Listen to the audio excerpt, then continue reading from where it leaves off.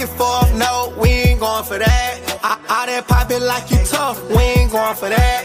Nigga talking about taking, we ain't going for that. Nigga better play it cool, cause we ain't going for that. Cause we ain't going for that. Cause we ain't going for that. No, we ain't going for that. No, we ain't going for that. So be cool, yeah, chill, yeah, tell them calm down. What I'm doing now, we be running up, get money now, yeah. Run the town, hottest niggas never knew that the chopper, nigga, we gon' shoot. It be money, I be rolling dice, I be taking chances. What I'm doing, I be motherfucking getting them to them benches. Niggas knowing, open bag, shawty, all this shit be stinking. All this motherfucking money, you ain't think that I was banking, you ain't think that I had them franking. I was drinking medication, nigga feeling like a patient. I was wasted, ayy, flowing, getting wasted. Every time we woke up, we had them bitches in rotation. All that back and forth, no, we ain't going for that. All that pop it like you tough, we ain't going for that. Nigga talking about taking, we ain't going for that. Nigga better play it cool, cause we ain't going for that. Cause we ain't going for that. Cause we ain't going for that. No, we ain't going for that. No, we ain't going for that. I got walk and I got act, it's a walking pharmacy. Shit ain't gon' lie, I'm getting the money, it ain't really hard to see. Blow down the pound, go out of town, she really put her faith in the street. I told her every time I make money, money don't make me, I'm the kid. On the balcony, niggas zooted, thinking about how to get rich. Till then I'ma pop bottles, live it up to the end. Hop off in that charger, pulling off once again.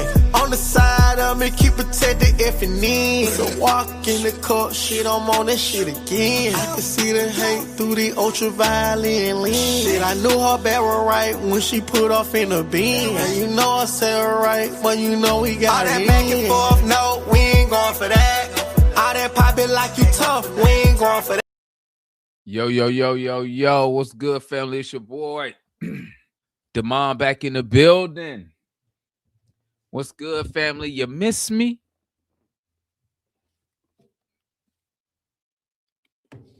Ready to talk some Hawks, man. 8 o'clock show, what's popping? Ready to talk a little bit of Hawks basketball. Your boy been out the, well, I ain't been out the loop. I just ain't I ain't been on the show. You feel me? I was watching though. You feel me? Your boy was out here getting it in on the marathon. You feel me? So I had to take yesterday off, bro, because my legs was I was feeling some type of way, you feel me? But your boy back in the building, though. I did watch the game last night, man. Listen, before we get into that Onsi interview, because y'all know we got to chop it up about the Onsi interview. Listen, watch the game last night, man. Salute to the homeboy Mike, man, on the watch along. Salute to the homeboy Mike running the post-game live show. Outstanding job. Salute. Listen, man. Last night, it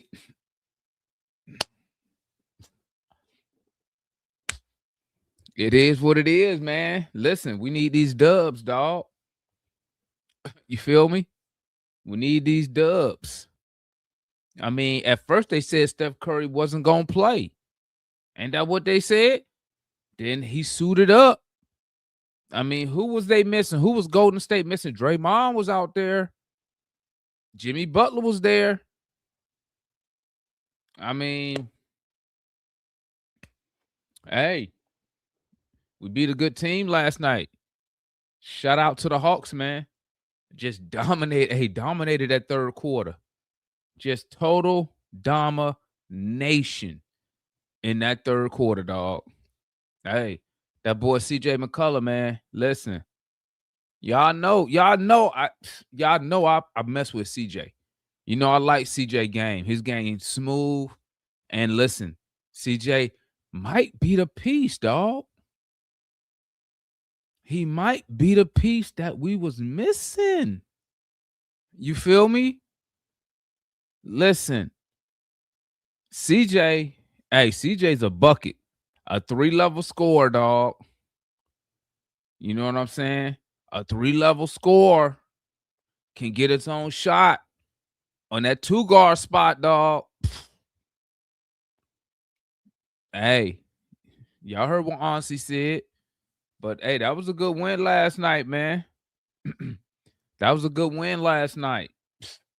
Hey, got to keep it moving. We got to win another.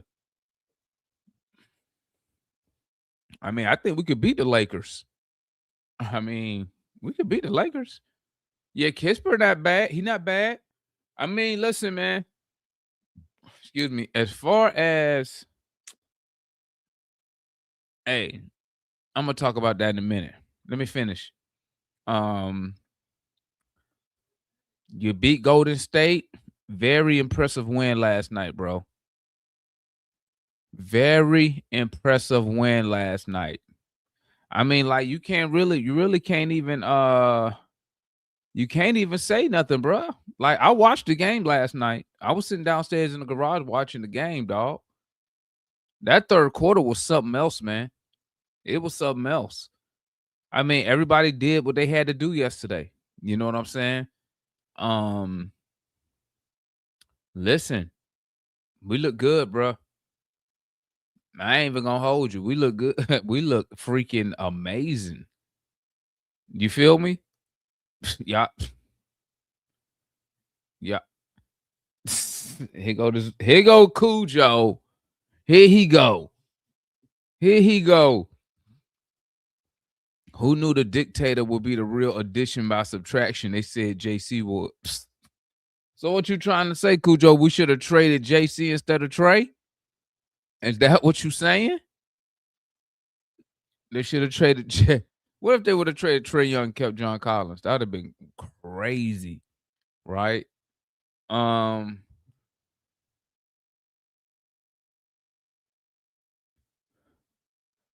Listen, man, that was a good win, bro. You can't even hate on that win last night, bro. They had their full squad there. Am I correct? Golden State had their full squad. Somebody correct me if I'm wrong. Who was they missing? I can't even remember. Did they even play Kamingo or is he hurt? I can't even remember. Did they play that dude? I seen Draymond.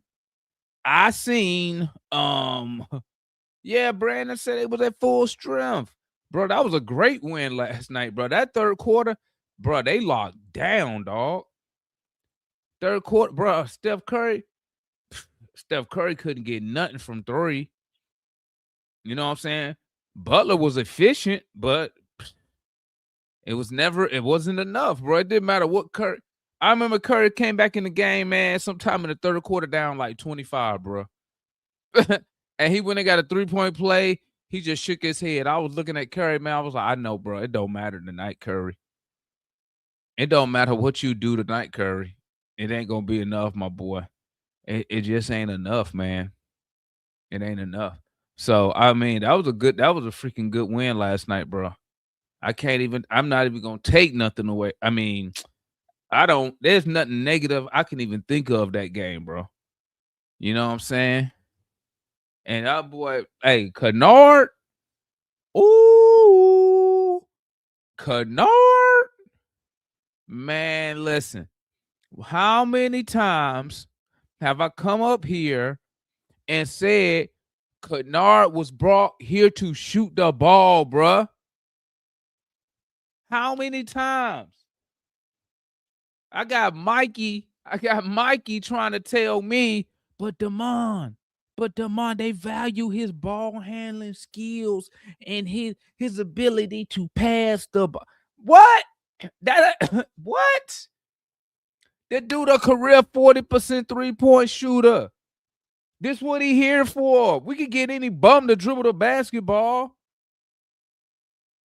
Now that dude finally shooting the ball. Now that $11 million expiring contract don't look too bad now.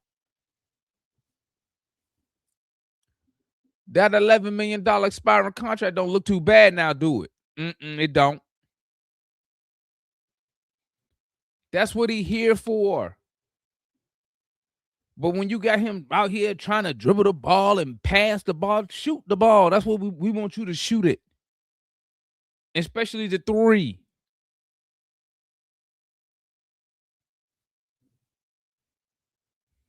Bruh, listen.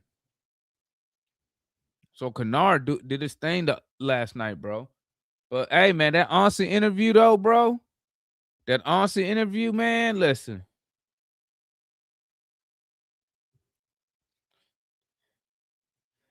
Hey, bro. Onsi. Somebody correct me if I'm wrong, man. Y'all seen the Onsi interview? Chat. First of all, hold up, man. Salute, man. Who I got in the building with your boy, man? I ain't even get my salute going on today, man. Let me see who we got up in here. Let me start over. My bad. Salute my boy Dap Lover in the building, man. Robert Blackman in the building. Salute the Kitty Cat Sports in the building. Mike in the building. What up, Arch? Who else up in here? Bleezy in the building. Appreciate you, my boy. Say welcome back, appreciate you, my guy. Who else we got up in here, man? Cool Breeze in the building. James Edwards in the building. What's good, family? What is good? Lil Man in the building, bro. My boy Cujo in the building. Salute. AT Hawks in the building. My boy Craig in the building. Tapping in. We appreciate that, man. We appreciate all y'all tapping in. You feel me? Let me see. Who else? H2 in the building, man. What's good? H2 Southside in the building. Salute. Brandon Williams, salute. Mike ATL, my boy. Mike ATL 82, salute. Salute, man. What's good, White Mike? What's good, Larry? Mega Mike in the building, man. What's good? What's popping? Gabrielle in the building. What's popping, man? Listen, that Onsi interview, dog. Listen, bro.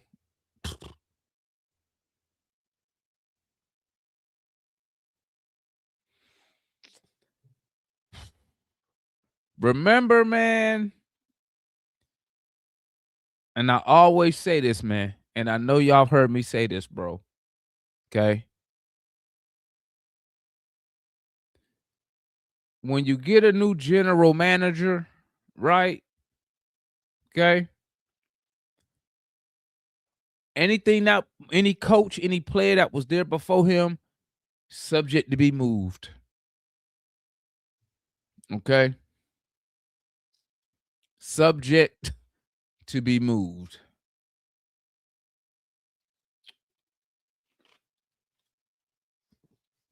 Okay? From what I took from Onsi when it comes to like Trey is he really did not fit what Onsi saw as winning basketball. Trey didn't fit winning basketball, bro. That's how I took it. Not that Trey a bad player, but Trey did not fit what his vision of winning basketball is.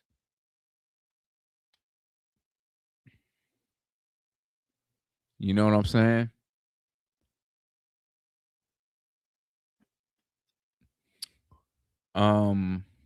Also the rumor. Yeah, he don't. Southside, he didn't fit, man. Remember, man, because I always say, correct me if I'm wrong, chat. Correct me if I'm wrong. Let me know if I'm lying. I always say one thing we don't do is stick to a vision. And I always say, we have players that don't fit because you've changed. You're on your third general manager. Okay? You're on your third GM. That's why the vision never sticks. Look at Cujo. Cap. That's Cap, Cujo. That's Cap. You know what I'm saying? So this is Onsi's vision. Onsi don't see Trey's archetype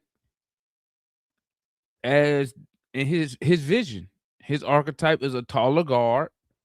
And now, when you look back, what if Dyson Daniels develops a three-point shot? You know what I'm saying? Because there go your Trey replacement right there. That's your replacement. I mean, he'll fit everything that they want the point guard to do. I mean,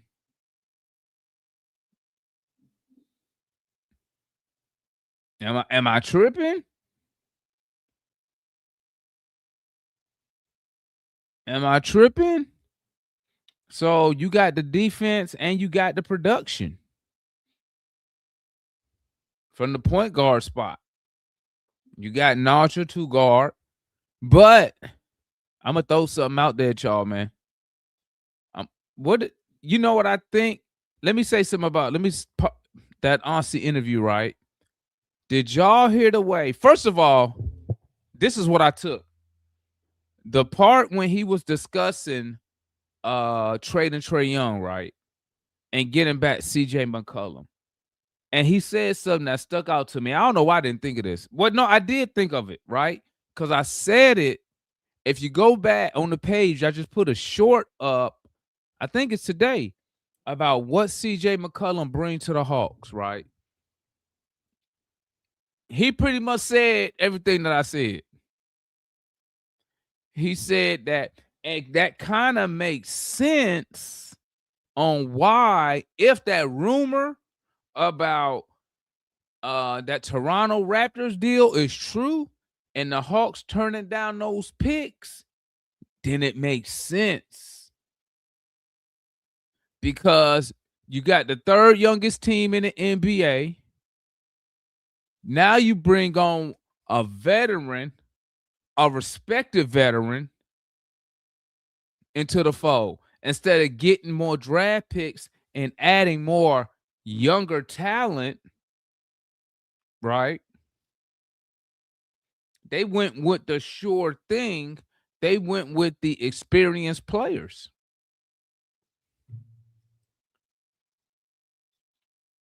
You feel me?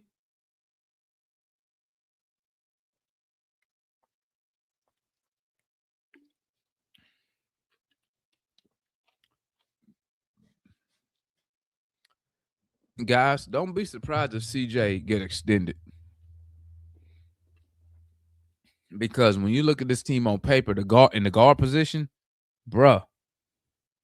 I mean, he really could. If Quinn really want to put points on the board, you start a backcourt of CJ McCollum and Alexander Walker, bro. They wouldn't know who to guard. Think about it. They wouldn't even know who to guard. Because then you will have Jalen Johnson. You will have Jalen Johnson, right? No, and CJ McCollum. Man, what? Who they guarding, bro? Who you gonna guard? Oh, what up, Austin? How you like the SMU area? Oh, it's straight. You know, I had that loft up there, man. I had it for a year now. I had it for a year. So I'm always up there.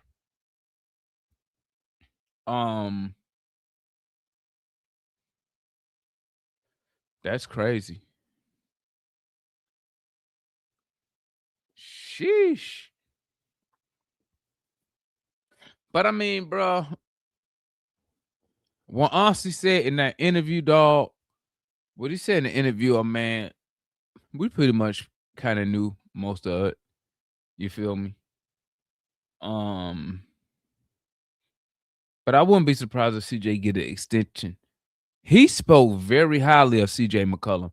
And CJ McCollum does check a lot of boxes that you need in that shooting guard spot. And and he can handle the ball and find an open man. I'm telling you. But I'm not even gonna sit here. I'm not even gonna sit here and hold you, bro. I'm not even gonna sit here and hold you. Okay. We look good last night. We looked amazing last night. I'm not gonna sit here and even hold you. You feel me? But let me drop the link. You might want to tap in, man. It's the 8 o'clock show, man. So you know we ain't finna be up here for 5 hours. Let me drop the link, man. Y'all tell me what y'all think about that interview, man. Coach, we might extend CJ. It ain't gonna be nothing crazy though, Coach. It ain't like we're gonna extend him for like 50 million or something. It's gonna be something reasonable. You feel me? But CJ is a professional scorer, though. He is a professional scorer, though. I mean, get to his spots with ease too. You feel me? So I mean, and plus we ain't gonna need it. It ain't like we can play 40 minutes. You feel me? Sure. All right, man. What's good, Mike? Yo, Larry in the building. What's good, y'all? What up? What up? Chilling, man. Chilling. Thoughts on that Onsi interview, man? Onsi said some stuff, didn't he? I mean, you pretty much knew what he was gonna say, though. I mean, he didn't say nothing that shocked me. Nah, he said some stuff, bro. I'm glad. I'm gonna tell you like this. Every time he speak highly, wait, hold up. Because he said he liked our center position. He liked what we got, even with Porzingis' illnesses. Mm-hmm. So that's telling me I don't think they're gonna do anything about the center position right now. Nope. Into the off season, you know. And I put that on Twitter, dog. I tweeted that this morning. I said the Hawks, hey, if you're gonna address that center position, just wait till the summer and do it permanently instead of trying to go get somebody that's not available, which it's gonna end up costing you more to get said player. Just wait. Like I said, I'll wait and I throw the bag at Walker Kessler. Personally, that's me. But honestly, might be able to get him cheaper now since he got hurt. We'll see. You know what I'm saying? Dealing with the Angels is a problem, but hey, whatever. We can always ask. What's good, Doug? I can't hear you, Doug. 42. Nope, can't hear you, my boy. 42 days. At all.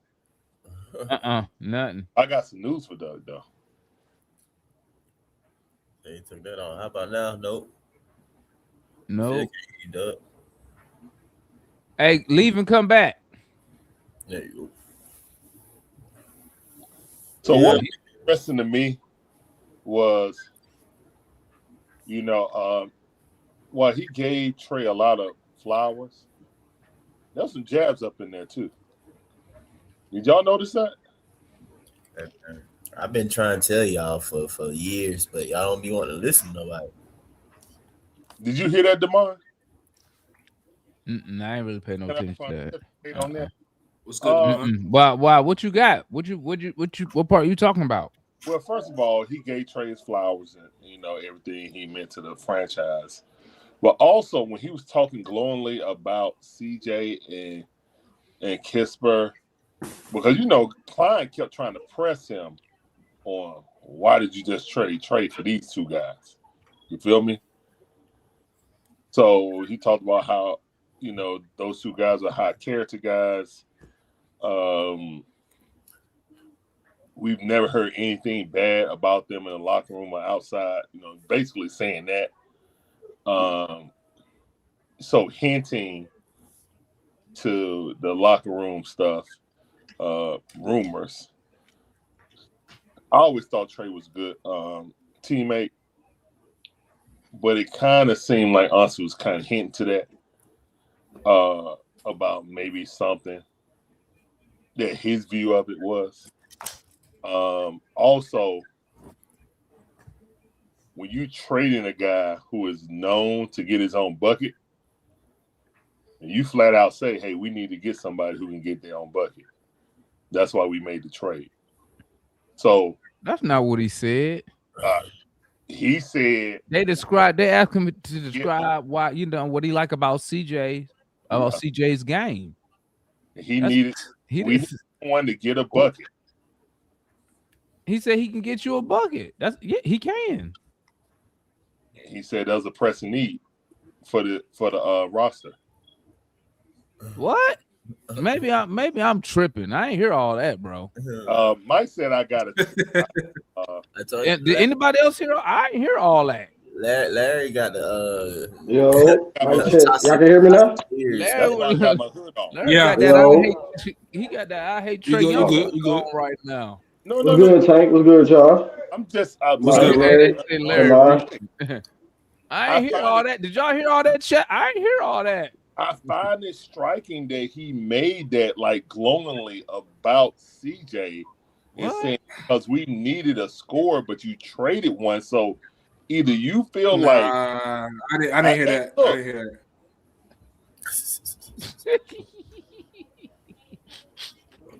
I like the team though. I ain't gonna lie. I like the movie. Hey, the basketball god say Larry Cap. Woo. I like the moves he made though. We look good. Hey, the basketball gods cut his signal, dog. Why? Hey man. Hey, I'm like, what Larry talk about? I ain't get a whole lot. I'm like, he said Trey can't get his own bucket. No, so Demar, so now would you Demar?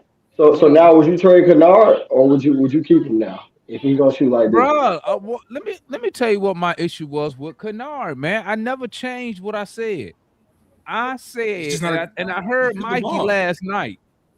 Like I told Mikey from day one, we didn't go get Luke Kennard to pass the ball. Mikey the one talk about, but Demond, he's improved his ball handling skill. You don't go get a 40% three-point shooter to dribble the ball and pass it. I got Trey to do that. I feel like they told him that when they had that players meeting. 40% because after that players meeting, he been shooting lights out. How that sound? You a 40% three-point shooter, Tank, and I say, Tank, welcome to the team. Tank, I want you to pass the ball first. They're not asking Luke Kennard to be like an initiator or something. Like he's here to shoot the three, and look what happened. That's it. That's all he's here to do. Just shoot it. I don't need him dribbling. I need him catch, go, let it go. That's what he's shooting that thing now. I ain't gonna lie to him. He's shooting that thing. Okay. Because that's how Quint follow the threes, dog, with us. When we hit threes, we look amazing. It's when we don't make them. See, now that's where CJ McCollum can come in at. Facts. Now you got another bucket getter. A mid-range guy too. Ain't he a mid-range guy? Bro, he almost a good 20-point score. This is why I don't understand. Y'all always talking about, the Hawks always shooting threes. Yes, they do, but it's not the only thing they do, though. That's not the only thing the Hawks do. Snyder said he want us to get 45 threes up. That's not the only thing they do, though, bro. If you watch the game, the kids shoot a lot of mid-range too, though. If y'all notice, the kids shoot a lot of mid-range. He said he wants us to get 45 threes up a night. How many possessions you get in the game? That's not the only thing they doing, bro. Tank, how many possessions? Well, it don't even matter. That's not the only thing I'm doing. It don't matter. Threes, it's not the only thing they doing. Threes. When we make threes, that's not part of threes. No. When we make threes, we win the game. I see a lot of paint points. I see a lot of paint points. I see a lot of driving to the baskets. Hold on. I see a lot of pressure the rim. I see a lot of all of that, bro. Bro, Quinn Snyder wants pressure on the rim to kick out to the three-pointer. Everybody knows this, Tank. That's not the only thing they're doing. Everybody knows what Quinn Snyder wanted to do because he said it. They're doing that. Yes. Quinn wants to shoot the three. I agree with that. But that's not the only thing they're doing, though. You make it seem like that's the basis of the only thing they're doing. That's not the only thing they're doing, bro. That's the base of the offense. That's not the only thing they're doing. That's not the only. What are they doing? What are they doing? I just told you what they're doing. Shooting threes. They pressing the run, attacking the basket, getting to the mid range, pressing the paint, collapsing the defense. Who the hell shoot mid range? That's what they're doing. That's exactly what they're doing. Nikhil shoot mid range. Nikhil shoot him. Nikhil and now CJ. Hold on. Hold on. You don't see Jalen Johnson posting up, hitting turnaround baskets, turnaround jumpers. Nikhil too. I be seeing Nikhil shoot a lot of in the miss. Hold on. You don't see a Kongu in the paint. Quinn Snyder wants pressure at the rim. Stop it. Quinn Snyder wants pressure at the rim and kick out to the 3. All that other stuff you talk about is thrown in stuff. But the basis is pressure at the rim. Look for the 3. But now we got a player that can shoot mid range when that doesn't work. No, now you got a player that can get his own basket. Yeah, from the mid range area too. That's what I'm saying. Yeah, he a 3-level scorer. Give him the ball, get out the way, and he can pass. And he can, you know what? And he's spark plug. We do take. But here's my point. Here's my point that I want y'all to answer.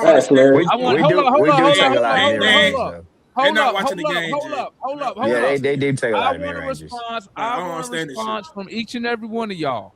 Okay. Here it is. Did y'all see how excited he got when he was speaking about CJ McCollum? Oh, Quinn? He got excited. Oh yeah, I mean, bro, he's the ideal player that I've been calling for a dude with that offensive excited like Jay. Hold up, let's go around. Let's start with excited Tank. Like me, Larry. Hold up, let's start with Tank. Jay, hold up. Start with Tank. Go Doug, Larry, and Jay. Did you see how excited Onsi got when he was talking about CJ McCollum? You say me? I didn't watch the interview, so I didn't watch it. Okay, I watched the interview, but I didn't see how excited he got speaking about CJ McCollum. Okay, maybe I saw it different. So you said he just answered it like it was normal. Yeah, I just thought you answered like it was normal. Okay, Doug said he didn't see it. What you got, Larry? Man, he answered that like he had lust in his eyes. Bro, come on now. Like Jay. Jay got lust in his eyes, and so did Onsi. Like Onsi literally said, we need to get a bucket, and he can get a bucket. Now, getting a bucket don't mean you need a pick. Right. Bruh. That's a shot? Is that a shot? You get buckets, though. I ain't gonna lie. CJ, was that a shot? Yeah, he throwing a shot. Do you think it was a shot? Yeah, he thought it. I think it was a shot. What's up, Jay? Talk on Onsi. I think it was a straight shot. Bro, listen, hey, Jay, talk on Onsi. Who cares? He's gone. Speaking about CJ McCollum. He said he was cool with the centers, a center that can't set a pick, and he needed to go get a bucket getter. He didn't say he was cool with the centers. He didn't say he was cool with the centers. He said go ahead, evaluate. Hold on, Larry. Hold on. We're not talking about the centers. Hey, Jay. My bad. Yeah, we evaluating the center position. My bad. He evaluating. I mean, shit. But yeah, CJ, he had lust in his eyes, just like Jay. Go ahead, Jay. I mean, listen. I mean, y'all know how I look. I like Trey. No. Look. Listening to Steve Cooten and your boy Onsi, they were not happy with how Trey and his camp leaked information, how Trey took shots out of the way out the door. So whatever. Mm-hmm. With CJ, I have been calling literally all year when I said Trey doesn't fit. He's not going to change the flaws of the roster. When I was telling y'all it wasn't going to work, I don't even want to talk about Trey no more. Number 11, I had said the Hawks need to be looking for the combo guard that can play with or without the ball and make plays. They need a better offensive version or the more playmaking version than the Q. That's what, bro. Insert CJ McCollum, bro. Like, yeah, hell yeah, I'm excited to have CJ. I'm a fan of CJ McCollum. I've always liked CJ McCollum. That dude is bro, if he was in the Eastern Conference and not the West, bro, this dude would have like 6-7 All-Stars, all that, bro. He's a bucket getter. He's a player. He's a pro's pro, bro. He's the perfect dude having that locker room. That's why I told you, Larry, they gonna give him a new contract, bro. They gonna give that man a new contract. He ain't never been a free agent, bro. That's how you know everybody loves CJ McCollum.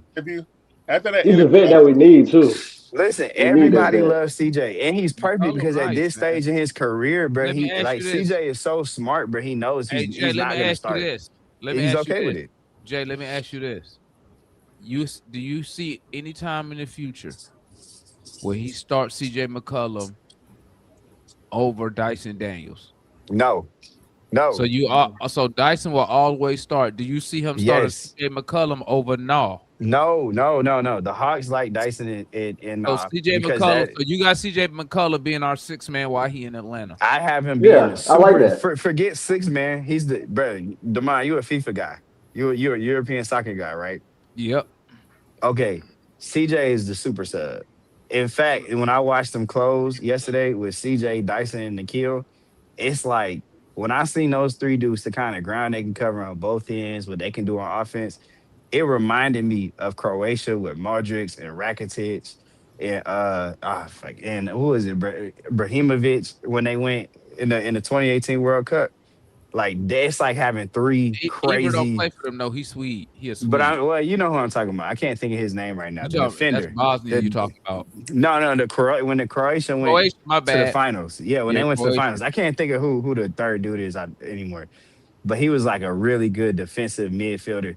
Like the ground, those two. Like that's how I feel watching Dyson, CJ, and Nikhil. You can always close with, bro. You can always close with him. I got a question, Mike. I got a question for you, Mike. Yep. Thoughts on Onsi saying he's good with our center rotation, even with KP's health? Any thoughts on that? I mean, he might be okay for now, I guess. Yeah. But So y'all think they're gonna stay pat at the you think they're gonna stay pat at the deadline for a big man? I think they should. Luke. Nah, I think they're gonna move Luke. Don't move him now. They won't go. I think they'll make a move. I think they'll make it lose. I think they'll make a move, but it won't be no big name. It won't be no big name type move. That's what I think. I think. Yeah, you think about a big name type guy, but we can't. So we can't just sign a big man. We can't just sign one without trading and nothing like that. No. Yeah, I think our roster's full. They got either gonna be in a G League or they gonna be somebody off the street. Hey, real quick, bro. But they about to trade Luke, bro. I'm trying to tell you. I feel like they're gonna have to trade one of them though, because man, it's really too many mouths to feed. Not too many mouths to feed in a sense, but you got a lot of players. Like either way, we need shooting though. Or I don't know if I want to get rid of the shooting. You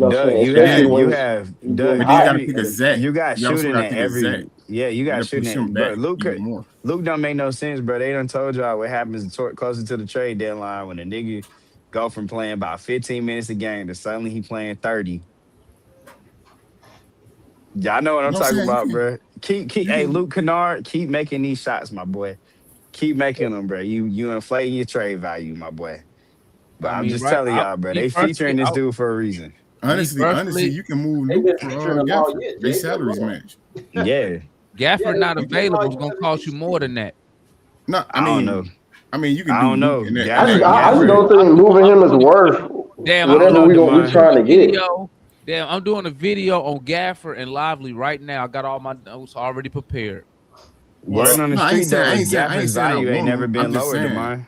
They just saying. I'm just saying. Gafford's value ain't never been lower. I just know you can get it done with Luke Kennard. If it's value with that low, he'd be available for trade. But I mean, he is available. Is it Gafford injury prone? He's not available. He's not getting traded. They've been shopping Gafford. He's not available. He's not getting traded. He's not getting traded. So who's available? He's not available. Hey, I tell you, they need to go after. Hey, I'll give you somebody there that's available. Who? Just go get Nick Richards, man. I've been saying it for the longest. He on expiring the deal too, only making $5 million. The Suns gonna give him. And then the other person, Jay, I've been saying this before. You've been saying that was Day'Ron Sharp. Day'Ron, like folks sleeping on him, bro. He's a bigger size. Where's Sharp at right now? But you're not gonna get him because the Nets are trying to move out Nick Claxton because they got Sharp under contract. And Sharp is he's younger. He's only got 1 year left on his deal. But I'm saying he's younger and he fit their timeline. That's why I don't think they really gonna get off of him. But he's like a 6'11" Isaiah Stewart. And I don't know what bro was talking about last time y'all was talking. Bro can shoot the three. Is developing. Bro, he can, bro. He's developing in the short roll as far as like dribble hands off. Great playmaker, bro. Great playmaker. But I don't think they're gonna give him up. When it comes I say Nick Richards. Get Nick Richards to finish the year. I'm going to like I said, he expiring deal. I'm doing the bag of Walker Kessler. Nah, I don't think they want in the offseason. Yeah, in the offseason. Yeah. The thing is, I don't think now. the Hawks want a big man. Like hold on, Demond. I don't think they want you giving that. away picks for Kessler? Jay, yeah, they will. You know why they will? No, Jay? I said I'm throwing a bad. I don't have to give up picks. Kessler got potential to stretch the floor. You ain't got to. Walker Kessler ain't got no potential. So Zubac out. That's why they want. Wait to the offseason. I don't think if you try to go get somebody if you try to go get somebody like Gafford who's not available, you got to overpay for a guy like that. Hey, DeMar, but look, I don't think they're gonna go for a non-shooting center. No way. Yeah, I don't think they're going for. It's gonna kind of complicate the ball. No, that's what I'm saying. That's what I know. Walker Kessler can. That's why I said in the off season, he's hurt. Walker Kessler can shoot. Wait, what I'm saying he can shoot. No, he can shoot a little bit. Yeah, he can shoot. But any center we bring in, I feel like he got better. He got better. Like he getting better. Walker Kessler gonna be my long-term solution at the 5. Look, I'm saying you shoot threes, DeMar. Man. Okay. He ain't no shooter. He can shoot. He ain't no shooter. He's a good play though. He's a good play though. But I don't think. I mean, if he turned into Brook Lopez for me, I'm cool with it. He averaged a double-double before he got. I ain't mad at that. I was saying go get Kessler last year. Y'all sit here and complain about rebounding. You sit here and complain about height. I got you a 7'1" guy right now, averaging 13. Let's do it. I'm not mad at DeMar. You talking about Kessler? I'll take Kessler. Kessler only 24. That's saying that's my long-term solution. Boom, I'm done. They're not giving them Andy from Georgia. Andy from Atlanta. I'm saying you bring him home and he protect the rim. They're not giving him. What I'm saying cool with that. I'll take Kessler. Well, what would the package look like in your mind? Zubac. I would take Kessler over Zubac due to the fact Kessler got potential to stretch your floor. I don't. So Larry, you feel like it's gonna cost too much, Larry? Somebody like Zubac, and then Zubac got cost you too much, bro. No, listen. Let me finish saying something. What I'm saying is, I don't think we go after the Zubac no way because he's going to be projected to start, and you don't want Dyson Daniels next to Zubac. That's 2 non-shooters. Kessler got potential to shoot, and he young. That's what I'm saying. I wouldn't mind that. I wouldn't mind Zubac and Daniels on the floor at the same time. Yeah. So if you get somebody like Gafford is a bench guy. Nick Richards had him off the bench and keep Okongwu is what I'm saying to finish out the year. But in the offseason, I wouldn't mind going after Kessler. You know what? And Utah was trying to get rid of him. I'm not trading. I don't know, man. I would just personally, I don't want Gafford. What we got, I'm not trading. I'm with you, Jay. I'm not trading for nothing at the deadline, bro. I'm not giving up assets for a band-aid Nick Richards is $5 million. I can go ahead and play Mo G. I could play Mo G. I could play KP. I could play Double O. Finish the season. See what I got at the end of the season. That's gonna let me know if I'm gonna get rid of Mo G. Okay. Let how long Asa gonna be out? Everything I need to know. Right there. So we playing one of the third easiest schedules in the second half of the season, bro. We're already in the third easiest schedule. I'm saying, yeah, they're gonna show you who we got. I'm not doing a band-aid at the deadline for what? Why? I'm not giving them no assets. That's what Onsi said. We're not gonna do a band. 100% with you, DeMar. Demond, that's why I think Gafford makes even more sense because he's signed long term. Gafford gonna cost you a ton of assets because he's not available. I don't know. I think he's been. Here's the thing, though. You say he's not Gafford stay hurt, bro. Gafford on a great contract. Stay hurt. Exactly. I'm like, I don't want Gafford, bro. I do not want Gafford. Why y'all don't think about Nick Richards, bro? They got Gafford signed all the way through 28, 29. I think at an average value of $18 million, bro. Derek Lively is due for a contract extension next year. That's their plan B if they move on from Lively with his injured foot. He on a great deal. Why would they get rid of Gafford? Why? But see, the league. What about Nick Richards? Hold on. Around the league, Daniel Gafford's contract has been viewed as a negative because he hasn't been able to play. And it's been known that the Dallas Mavericks have openly shopped Daniel Gafford now for 2 years. They shopped him last deadline. They shopped him over the summer. They ain't had no buyers. Shopping means I didn't shop him when they just got him. They just get Gafford. No, when they got him, they gave him that extension. They gave him that extension after they went to the finals. They did not. They gave him an extension this offseason, bro. They just gave him a 3-year extension. Average about $18 million till 28, 29. That's easy. And he stays hurt, bro. Nobody want. I don't know, man. They are. And guess what? Where they other big man at? Where Derek Lively at? I don't know. I don't know, DeMond. I don't know, DeMond. He played about. He didn't play a lot last year either, DeMond.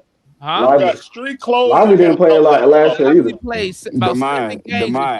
You in Dallas, man. Outlet clothes. Well, but DeMond, you in Dallas, man. The Dallas media, all them folks, man. Daniel Gafford. I know Kessler was from Georgia. It's pretty low. Kessler from Georgia.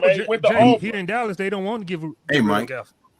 They want to Gafford to see how he go with Kyle. They keep talking about No, they Gafford. haven't. They're trying to bring somebody else in the picture. Gafford is not available. Y'all think I just be making this up, bro? He's not available. Nick Richards.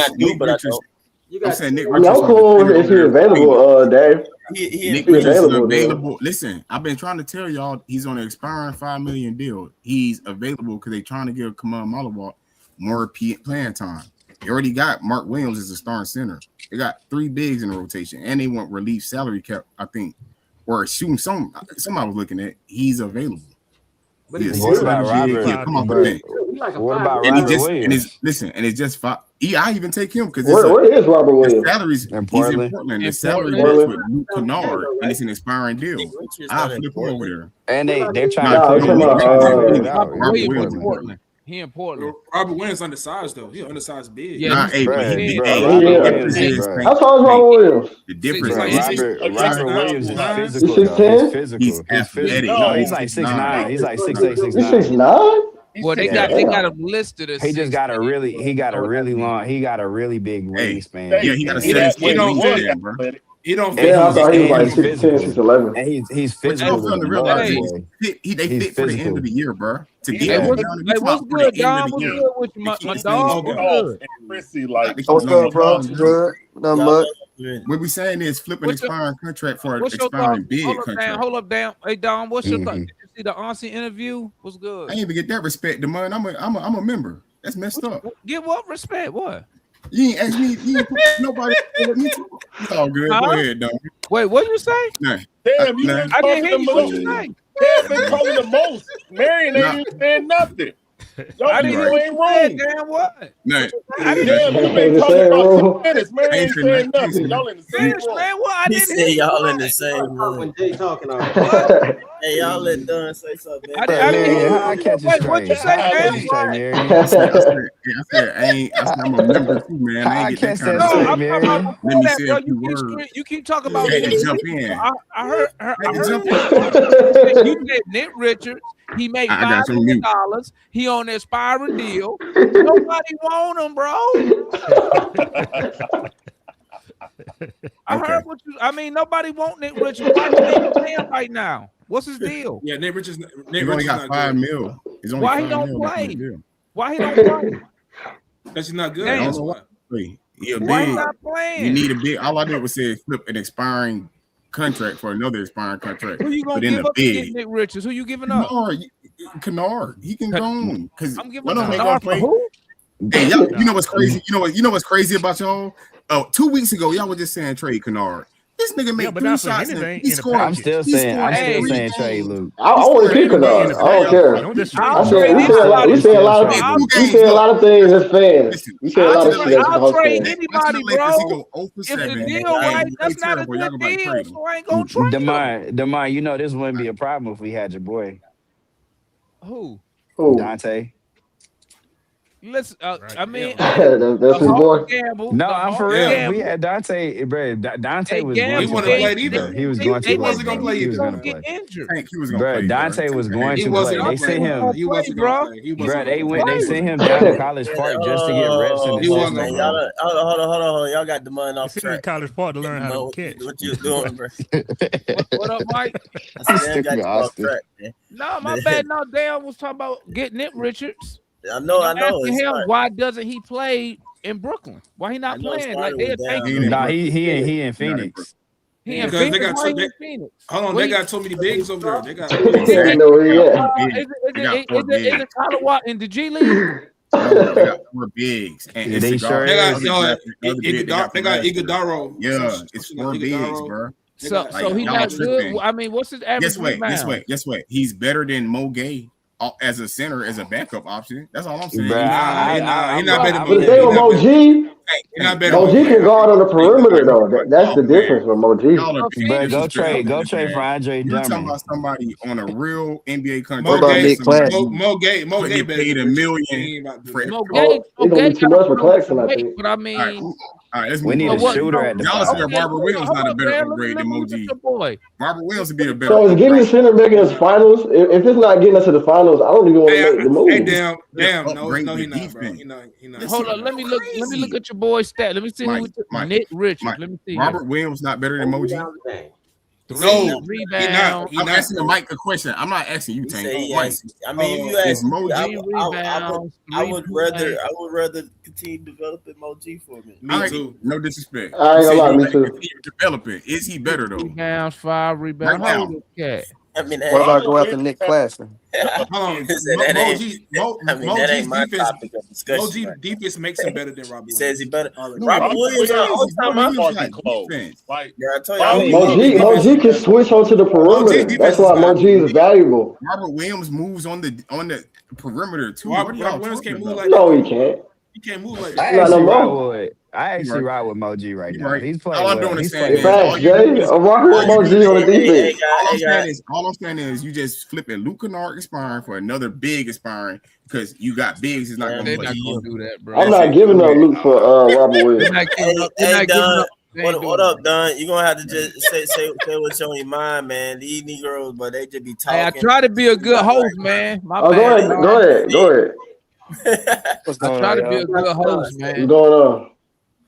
But yeah, so me personally, I work with the Hawks, so I see. Oh, we got somebody that work for the Hawks. Okay. Yeah. All right. And damn, ain't want to let them talk. I know, damn. So yeah, I be know what's going on. And, but to answer your question, like if we just want to get to the playoffs, I'd rather go for just expiring big man. Maybe like, I know you guys say probably like Nick Richards or maybe a Nick Claxton. But if we just want to see what the future holds for us, I'll just play it out for the summer. Well, what you think the Hawks want to do? You think the Hawks want to play it out and see what we got going ahead? Or you think the Hawks gonna gamble and go get a big man right now at the deadline? What you think they would do? I think they is gonna play it out to like the last month, close to like the trade deadline. And then I guess because knowing them, like just seeing like front office, they always want to wait till the last minute and get on the phone. Okay, who we need to go and trade deadline in 2 weeks. That's what I'm saying. That's now. That's how they do. I mean, it don't take that long to put a deal together now. It don't take too much. Oh yeah, I'm not trying to give up future assets. I'm not trying to give up future assets if we're not going to if we're not going to the finals. Oh yeah. Just don't touch that Lowry pick. Yeah. Personally, I think they're gonna see what they got with Moji and just stay in pack. And then that when the CJ trade came up, they just jumped on it. You know what I'm saying? The deal was the deal, what he wanted. When Klein pressed him, why we didn't get no picks, he was like, we like the players that we got. And when a deal materialized, we're going to jump on it. So I don't think picks was worthless. Hey, no, what I'm saying is I think they would use that Cleveland pick. It's a mid first round pick. Think they're gonna do it. No, I think Can I say why? I don't think so.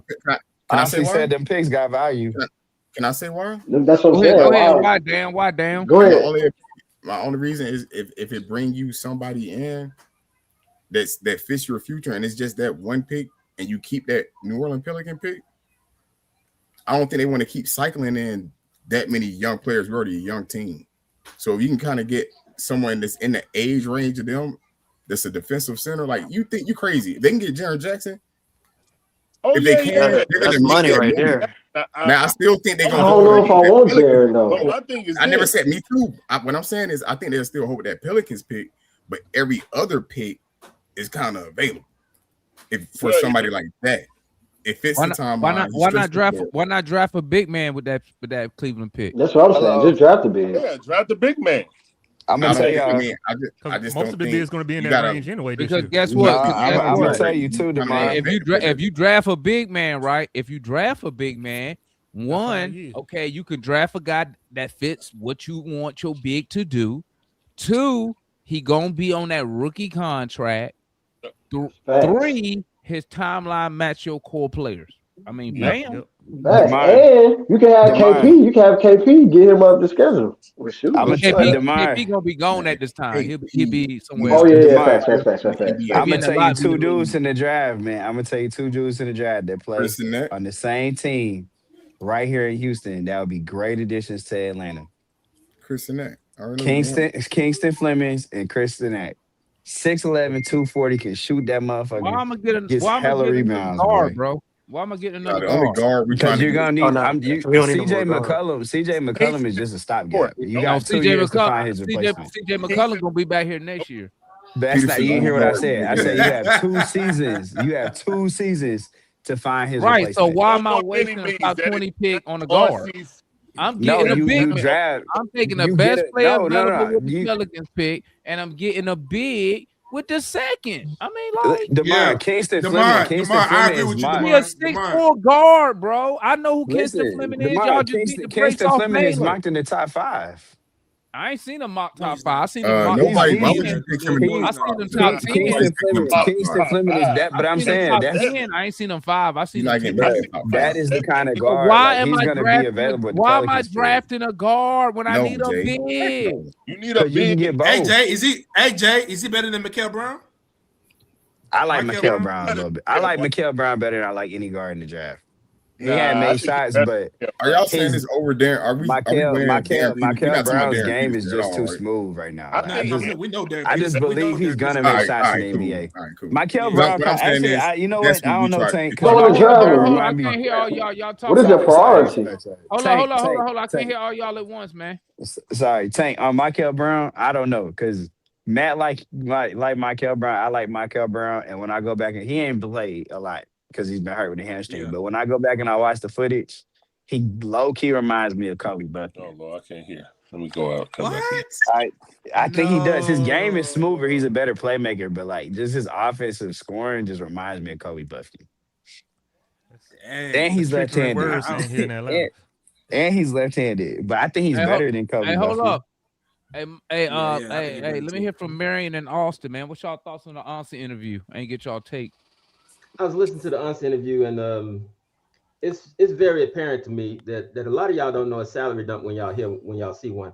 Onsi's not going to make any moves after this. He basically dodged every question there was when it came to moves. Onsi loves CJ. I don't know how y'all missed that.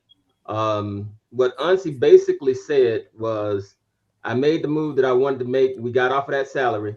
Basically. And basically, the calculus of everything. When you start talking about the calculus of everything, he's talking about money. He's talking about the fact that we saved money. We made a money-saving move, and now we got optionality. Yep. He's not going to make another move. He said he clearly said that he likes KP. Yep. The thing that I told y'all earlier is that we're going to hold on to KP because that's $30 million off the books. Yeah, and we're gonna let the young guys grow while KP takes his time getting back, and KP will be there in the playoffs. I don't know why people keep denying this plan. That's the plan. That's the clear plan that Onsi laid out. When Onsi tells you that he likes the team with KP, when they tried to ask him a question about other moves, he pushed it back to saying, "You mean around the league?" No, she wasn't asking about around the league. She was asking about other moves. Straight to the Hawks. He straight finessed her out of her question. Why? Because he's not going to make no more moves unless somebody comes to him with something that he just can't deny. So y'all don't know a salary dump when you see one. This was a salary dump. We got good players, yes, but this was a salary dump. He likes CJ. He likes Kispert. And Larry, you were right. Austin. And Larry, you were right. They asked him about the attributes, and he said that one of the reasons he likes CJ is because he can get you a bucket. The thing that you're right about is that Trey can get you a bucket too. So basically, what he was saying is that I traded one guy who can get you a bucket for another guy who can get you a bucket. That is clear as day. The only difference is this one guy that I got now that can get you a bucket. He costs a whole lot less. I don't have to worry about. No, he fits more of what you want to do. Hold on. Let Marion finish. Hold up. Let Marion finish. My bad. Hold up. Let Marion finish, and then we're gonna go to Austin. Because this is the last thing. This is the last thing. Y'all forget that Onsi is a money guy. He cares about the money. He knows how to make the money work. He knows how to make the money pop. He knows how to make the money move. He has made the money move. He has done a move that he feels is 1-to-1. And basically, he about to go to Costa Rica, put his feet up until February the 8th, and then he's going to come back and start thinking about the draft. But for all of y'all who think that there are more moves to come, I'd love to see it, but I don't think it's going to happen. Not listening to Onsi. I think he just clearly said, I love KP, so you know KP ain't going nowhere. Yep. And for those of you who want to get rid of Kennard, your boy's offense don't work unless you have shooters. There is no way that facts, Marion. Facts is going to get rid of one of the most accurate shooters in the NBA just because you think you want rebounds. When he said that he looked, and the way he talks about double O, he has already put his plan down that he's going to hold on to double O. So you're going to hold on to him. Y'all wait and see. All right, Austin, what's your thoughts on the Onsi interview? I mean, I think the number one thing is, out of all he said, I didn't hear too much confidence he put in Quinn. Like, as many times he kept saying, we like our players, we like our players, we like our players. I can't hear. That's y'all can't hear me? Yeah, you good, you good. Okay. Yeah, you good, you can hear. But they were at many times he kept saying, we like our players, we like our players. Then he never really said Quinn going to be here for the next 2 or 3 years. Which, I mean, I know he wasn't committal about anything, but so for me, it's like Onsi is looking at like he's not going to invest too much assets past this year. One, because he don't know if he believes in Quinn, and two, he don't know if Quinn wants this job after this year. Quinn, without, like you said before, DeMont, Quinn signed on for Trey. And if we may be going to a longer rebuild than thought or whatever, Quinn might want out. On the flip side, wrestler may be like, why am I paying this money, that high of a salary, and we're not going to get in the playoffs? So, and then two, another thing, one thing that Onsi did keep mentioning is this situation allowed us to see what we got in Moji and Asa Moore. If we would have had a more established big, we wouldn't know what we got in Asa now, and we wouldn't know what we have even more so in Moji now. So for me, I don't see him making any moves unless we're like, if there's a big team, a big trade going on where we could be the third team and we sneak in and get something for 2 second rounders or something like that, he may do something like that. But other than that, I don't see Onsi doing anything. And that one more thing. And go ahead. I was surprised when he said he believes we have a few untouchables. That surprised me. Thank you for mentioning it. Hey, that reporter, that was hilarious. I heard that. I was like, I ain't finna say nothing about that. He was trying to. And they doubled back. They're like, no. But he said he wasn't gonna mention no names though. But yeah, I mean, but he said a few. He said. Go ahead, Mike. Gee, because that's all I was gonna bring that up since nobody wanted to talk about it yet though. Since they tried to get it out of him so much or whatever. But I mean, they asked him about what's that dude's name? I forgot his name. What, Terry Moore or whatever? It ain't that. He been around forever. I forgot his name. Y'all remember the reporter name? The black John guy. Hollinger. Huh? John Hollinger. No, black guy. Black guy. I can't remember his name. I know you're talking about more or whatever. But yeah, he been around. But anyway, but like I said, it was funny because he had asked him that about untouchables, and he straight up like did not answer it whatsoever. Like he just ignored them, basically. Just said that he liked the team or whatever. Then he asked them again or whatever. They brought it up again and again. He was just like, it was shocking for him to use the word few because a lot of people can just take that and run with it though. But I personally or whatever thought that was telling or whatever, saying a few. And yeah, Terrence Moore, that's the name, Terrence Moore. Yeah, Terrence Moore. But yeah, I mean, some people and other people, I don't know. I still hear y'all a little bit, bro. Like y'all keep being in denial about that crap, dog. Hey man, that nigga Trey was gone a long time ago, bro. This jump been in work for a good minute. I believe that Quinn knew the crap when he even came here, bro. When Kyle Korver called him or whatever, they doggone, he like, hey, bro, Trey, you'll be here past Trey.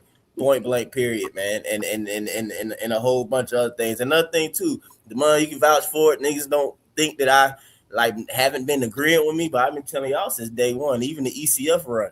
Trey do not beat niggas without a threat of a screen or a screen. Point blank, period. So yes, when you get somebody who can get a bucket, it's totally different than don't do that. Don't do that, C Wonder. Don't do that. Larry, we talked about it already. Larry, you know, we'll be admitted. If everybody admit, yeah, he made some shots for you and stuff, but it's always tough, difficult, technically bad shots that he wound up getting this stuff like that. Okay. So ain't nobody trying to lean on that crap.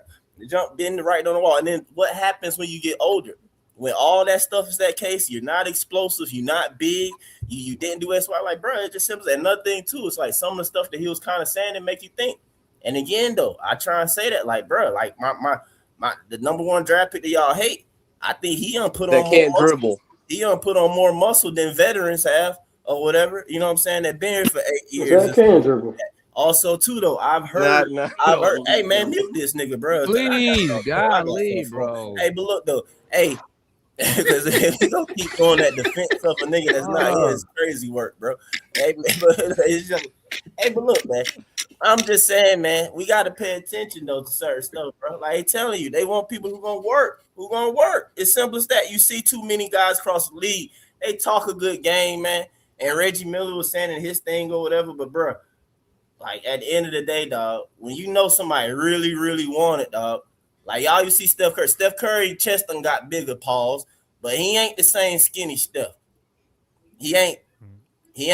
I don't think y'all can correct me if I'm wrong, but I don't think I've heard too much about so-and-so being the first in and the last one out. I don't know if I heard that too much. You know what I'm saying? You're right on that. I haven't heard that either. You're right. That's what I'm saying. But you hear that already with young niggas like Zach and stuff like that. Oh, he hear word. He didn't dismiss crap like that. I'm just saying. Those are the type of players who lead to real winning. All right, I'll shut up my fall back. Y'all can bring C1. Nah, that's 100% facts, Mike. 100%. All right, go ahead. See one. The question is, give me your thoughts on the Onsi interview. Oh, you mean the salary dumping interview? Give me your thoughts. The salary dumping interview? Yeah, go ahead. What's what he said is like, we dumped our franchise player because we didn't want to pay him, and now I'm trying to look two-faced or try to look good by saying CJ's getting the bucket. We had a bucket getter who was fifth in scoring in franchise history. Why we need another? It's a difference though. It's a difference. Hold up, Jane. Hold on. Let him get his stuff off. Go ahead, C1. Okay. But I'm like, I heard Marion, as the minister he is, preached a great sermon that I saw the same thing. It was salary dumping. We ain't doing anything at the trade deadline. Mm-hmm. We not. We trying to keep all that cap space. We ain't getting off Kristaps. We're not getting rid of a Kongwu. We're not getting rid of Kennard. We're not getting rid of any of these dudes. So because we want optionality, which really just means we just trying to burn money in our pocket. Mm-hmm. So for me, it's like, and I love that. What was it? Zach Klein basically pressed him about, you gave up your 4-time All-Star for a bunch of role players. Mm-hmm. And you didn't get no draft capital. And he was like, well, I'm not in liberty to discuss that. No, dude, he's got a point. You didn't get one draft pick for your franchise guy. You got 2 high quality role players. I wouldn't even necessarily, I would say CJ is a high quality bucket getter, but he's not good on defense at all. Neither is Corey Kispert. Just because they're taller doesn't mean they're better defenders. Because I've seen Corey Kispert get blown by and beat down. I saw CJ McCollum beat down. So I don't get what Mike says about bit length, pause. If you don't know how to use it, it don't matter jack squat. The other thing I just want to say real quick, and I'm sorry for interrupting, but Mike is funny because he wants to hype up his little French poodle who can't dribble, can't really create his own shot without help. The very midget he talks smack about helped him get multiple 30-point games. He hasn't had a 30-point game since the midget left. Until he does that as the second option, because that's all he'll ever be. Zach is great, love him, but let's stop acting like Zach's the second coming of Kevin Durant, because he's not. Okay, so I take from that. So I take from that Just make sure you keep think coming back around. Onsi hey, let me know. Hold up. So, see, Wonder, I'm taking from you that. So you think Onsi, that interview I can't hear you when he was talking about Trey was BS? Yeah, it was salary dump, bro. Everybody saw it. It was salary dump. You don't trade your franchise player for belly button lint and bottle caps. You just don't. It's just a bad. And now he's trying to save face because he knows the fans are looking at us like we gave up our best player that took us the farthest in franchise history for these two guys. Let me ask you this: what can the Hawks do to change your mind? Get Darian Peterson. No, I'm talking about as far as winning. If the Hawks go on a run, and we could get the same way. Like if they make the playoffs and they go to first round. If Jalen Johnson can do what Trey did and take this team to the Eastern Conference Finals, then I can say for sure that we're in a good direction. But to me, that's why I was telling Jay and others, and Marion talked about it last game with the Warriors. We've been playing against teams. I'm not a Washington Wizards fan. I'm still a Hawks fan. I'm just giving context. But it's like you said about the Warriors. We beat a Warriors team that was old as sin. We beat a Nuggets team that didn't have their multi-time MVP and as well as their all-star point guard. We beat the Knicks team that didn't have their center and their best rebounding. Like, it's the 2 weeks without Trey all over again. Look how good we are without him. I mean, but you're beating teams you're supposed to beat, though, right? I know that, but like Damon, you and I talked about this before. If you beat the teams you're supposed to beat with or without Trey, you don't get. Listen, if I take out the trash, you think my mom's gonna be like, "Oh, congratulations, CJ." So I'm asking you, what do the Hawks have to do? So they got to make the conference final.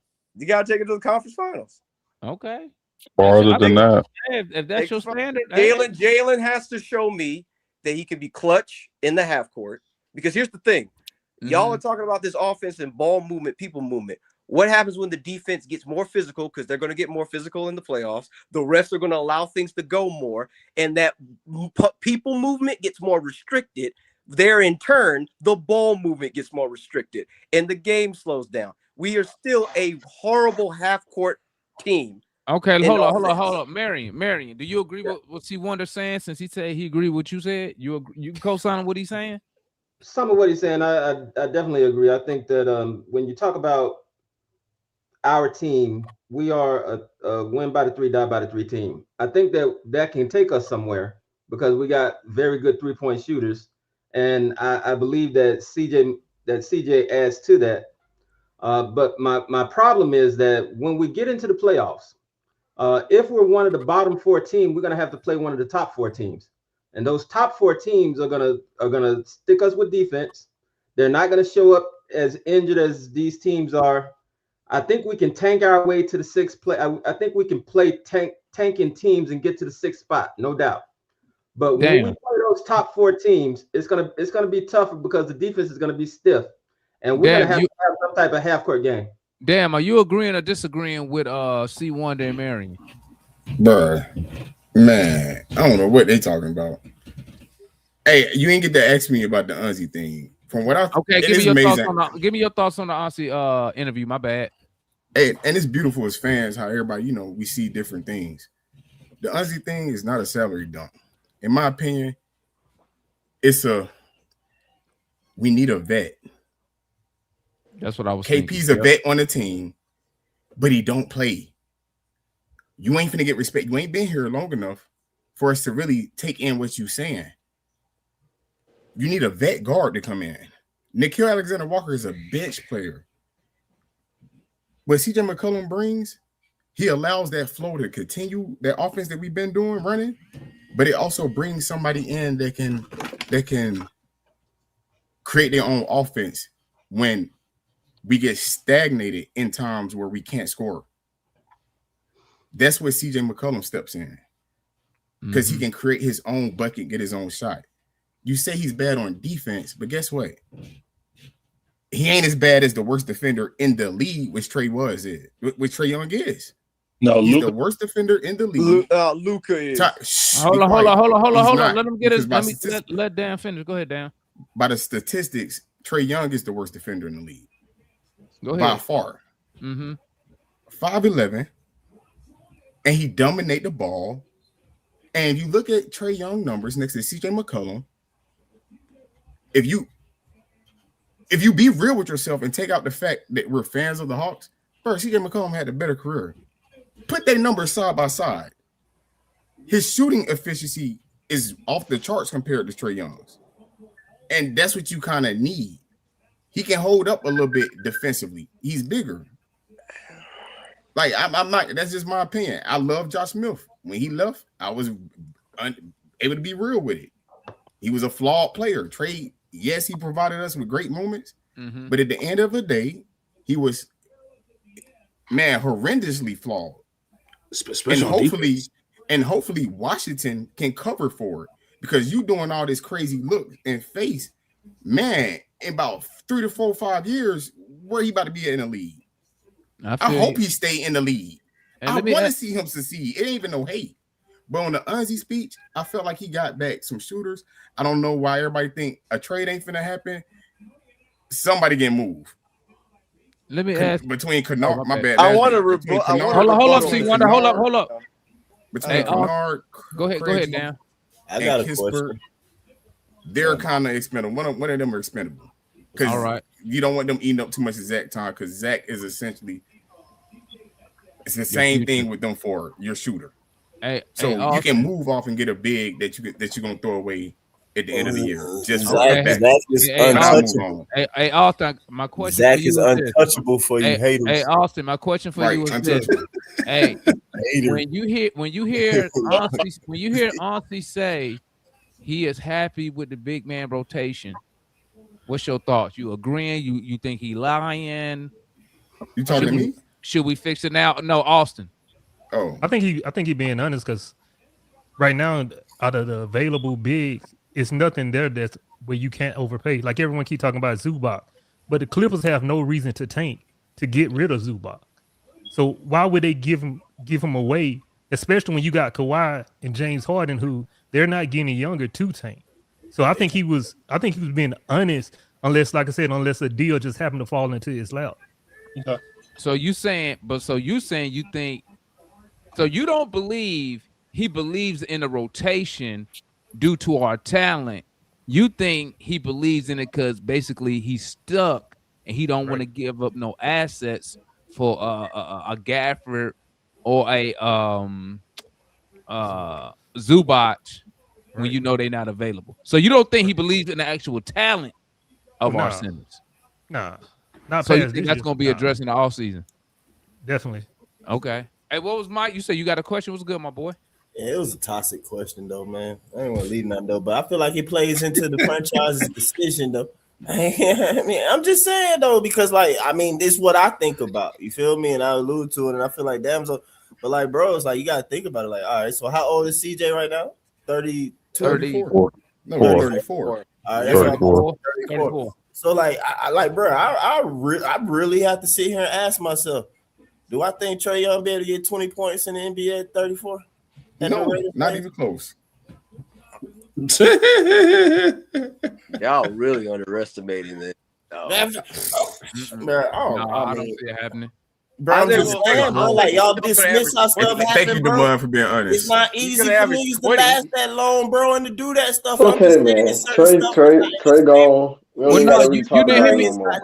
No, you didn't hear me down. You didn't hear me down when I said it did look like Trey lost a step from 21. Like he definitely lost a step. Then don't let it be a couple injuries come into the mix. When they showed that video highlight from him at 21, I'm just asking. And then they fast forwarded and they were showing. But like, Mike, he still gets to the free throw line though. Huh? Exactly. I said he can still get to the free throw line. Hey, he don't do that as much. Hey, listen to me. Hear me out though, Tank. Points to point. Hear me out though. We know Trae Young.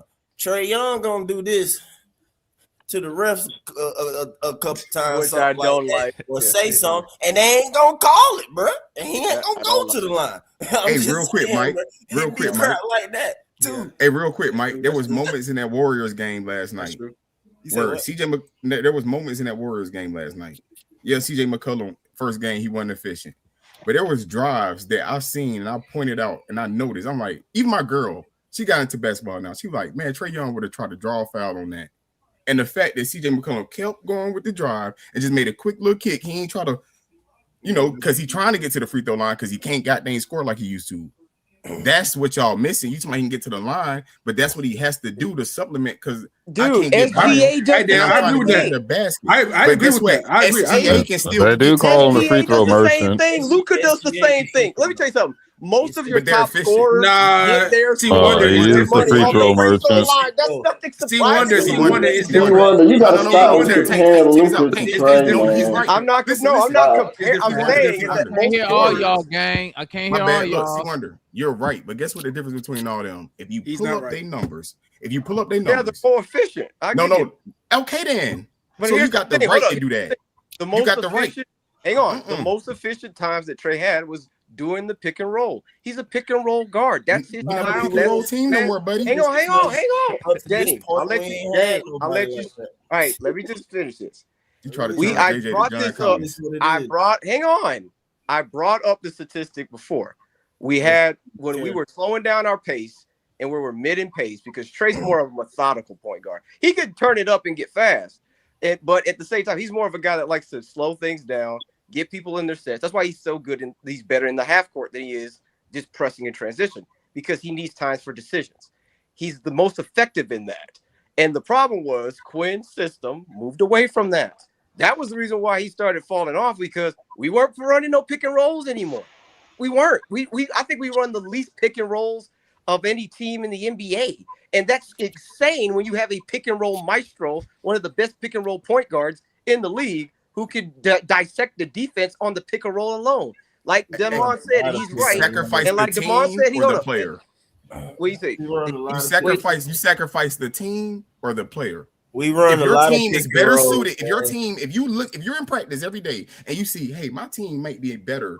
Wait, let me finish. Let me ask you a question. If he's in practice and he see that, hey, if I put this offense into this team, it'll take us to a next level. But your star guard can't do it. Do you move off the players that fit that role? How do we see? Or wait, let me finish. Do you move? Man, Trey is gone. Do you move off the players? Can I say something? Because you're not using logic. Hold on, damn, real quick though. Because also thing with the Trey stuff, it ain't no disrespect to him and stuff like that. And I think Doug, then we gonna shut up. But I'm just saying, bro, we gotta keep this in mind again though. From that run and stuff, teams they don't do the drop coverage type bull no more, bro. Like they guard with a big a lot of times that's going to come. It's easy to stop him. And then also too, bro, teams don't guard Trey often with someone equal of his size. And then unfortunately, I was a bigger guy. Guarded by somebody equal of this size, they be stronger than him, and then he don't necessarily shutting them down. A lot like Davion Mitchell, you allowed a role player to equal you in big moment or something like McCullough that. had 13 points from the Knicks. And Mike too. You're not fast enough to get by them big guys no more. Bro, that's what I'm saying. Like he's literally guarded though by 6'8" guys all the time. On top of that, at the point of attack, also with them not dropping the big and coming out and hedging on him, bro. It's just like looking and seeing the writing on the wall, dog. That's all it is, man. Mike, I'm not disagreeing with you that number one that he has lost a bit of a step. I ain't saying that. I ain't saying it. I'm the one who said since day one he ain't beat nobody off the dribble without a screen. I said that since day one. That's me personally. Hold on, Mike. You think that he ain't since a rookie? Since he's a rookie, man. I think the man might have. He probably vouched for him, but I've always said that. I like, bro. When you look at it, Trae Young beats people because there's a screen or a threat of a screen. Yeah. But he usually only beat like a big or somebody that's like literally slow laterally. But when they're like athletic or equal to, bro, he do not beat them with no screen. You saying that most of the time? You saying that most of the time? Yes, bro. It's either a screen or a threat of a screen. It's the reason why he gets by. Listen, Mike. But you have seen him. Hang on, Tank. Let me just finish my point. You have seen him go 1-on-1 though with somebody. I have. It don't usually look pretty or end well, bro. He forced some crap, bro. Hold on. Hang on. Hold on. Let me just say this real quick. Kobe is really. I'm not. Hold on. I'm not going to compare. I'm not. Hang on. I'm not going to say that Kobe. You just said Kobe. Hang on, let me say this.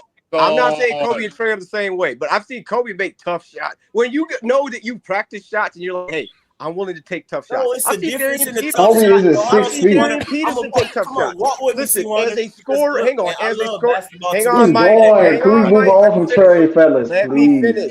Let me finish. He's Because you guys keep going. interrupting me. Nah, this funny because hold on. I can't hear you. Let's see one to get it. Go ahead, see one, man. What's your point, man? My point is my point was that I was saying is I'm not disagreeing with y'all's points, but like Marion said and others have said, even Juan has said, your best players are going to have deficiencies. I get that, and here's the thing, because everybody wants to say it. I want this team to succeed. If Trey needed to leave for this team to succeed, that's fine.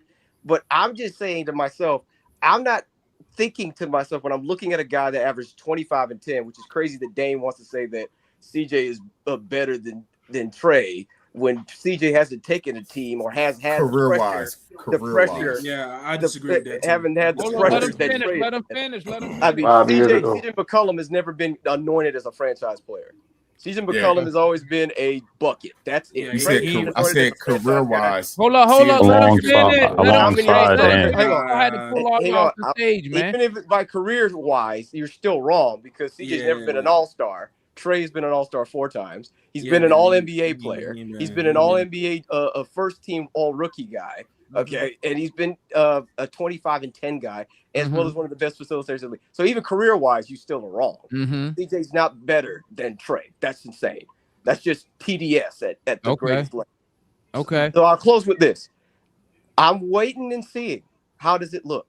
Okay, if Trey was the common denominator that needed to be subtracted for this team to extend, I'm fine with it. But like I said, this looks good in the regular season when the defenses are not intensified and they're not on your tail and Jalen can do whatever he wants. What happens with Jalen when he's now the focal point of the defense and they're double teaming and blitzing him? We saw that with the Raptors. Saw they blitzed the snot out of us and we couldn't respond well to it. That's the defense you're going to have in the playoffs. So I'm seeing how we respond to that before I make my final judgment. You don't think we already fixed that by adding CJ McCollum? Now you got a secondary score. You got Nall who can score. So are you watching it? Are you watching it hoping us to fail though? Because that's the energy I'm getting. Can you get down in the half court? We're still at piss poor half Yeah, that's why you got CJ McCollum. But CJ McCollum is not a facilitating guard. He don't need a facilitator. Yes, he is. Did you not see him last night? You know the passes he made, getting to the cup, passing to the loop. I saw him do that like 4 or 5 times. C1, listen to me, man. You let your emotions like cloud your judgment. I'm giving you my opinion. My bad. C1, listen to me. Okay. Listen to okay. Yeah, listen to me. Listen to me. Okay. LIG. You know what that stands for, my boy? Let it go. Yes. I know. He's gone, bro. He's gone. Demond, I know he's gone. But my question is, hold on, my boy. Hold on. He's better without him. That's the question. See, want to listen to me. It don't matter what your argument is, bro. Listen. Let it go, bro. Listen. It don't matter what you say. There is no argument. There's no argument. We're better. Okay, listen. I need you to focus on the current players on the team and how the general manager and the coach. I just did. Listen to me. I need you to focus on how the general manager and the coach can get the current players on the Hawks to be successful. I already told you. Okay. Don't go and do no big major moves and just stay. I said this. Okay. Once Trey was gone, stay I feel you, man. I was the same way. I was the same way when they traded Dominique, bro. I feel you. You gotta let it go, though, bro. Demond, you said it yourself. It took you a while to get over. We're not number 1 in the East. Listen, let me say this. That's the big difference. The big difference. We was number 1 in the Eastern Conference. That's why. But hold on, Demond. Here's the thing. When we traded Trey, we was where we always at the bottom. Yeah, but Demond. Hold on, they traded Dominique. Why was at the top of the conference? Yeah, Tank. That's what make it worse. That's what make it all time worse. Wait, when did we trade Dominique? I don't remember that. That's what's funny about it, right? That's why all the old heads so mad about it. What? They hit all the contenders. They traded. I don't remember this. Go back and look at it, man. We won against all the contenders. They traded Dominique for an expiring contract. Because the They nigga trade at the top of the conference. They trade the best player. But hang on, guys. I have in the Eastern Conference. What year was this, DeMar? What year was this? Listen, I'll say this. I don't remember I'm this. fine, okay? I This was 1994, man. This was What year was it, DeMar? What year? We good without him. George retired. They went and got He wanted to Danny. start a Wizards channel. Oh my God, man! Say none of the young. I did not know that. I did not know that. That's crazy. I didn't even know we traded Dominique. I don't know even. What year was that? What year was that? I knew they. I was born in 98. 1994. Oh, 94, Larry? When Okay. Jordan retired, we was the number one team in the East. Jordan retired. Number one. Larry Bird, So how's been doing stupid shit? We was the number. I didn't know that was when Jordan retired. That's crazy. Look it up, bro. Look In it the up. season. They was doing stupid shit in the 90s. DeMar, I'm talking about Hey, during wait, the wait. season. I wasn't even born yet. Look it up, Tank. Look it up. That is the only reason why Orlando went to the finals. Look it up, bro.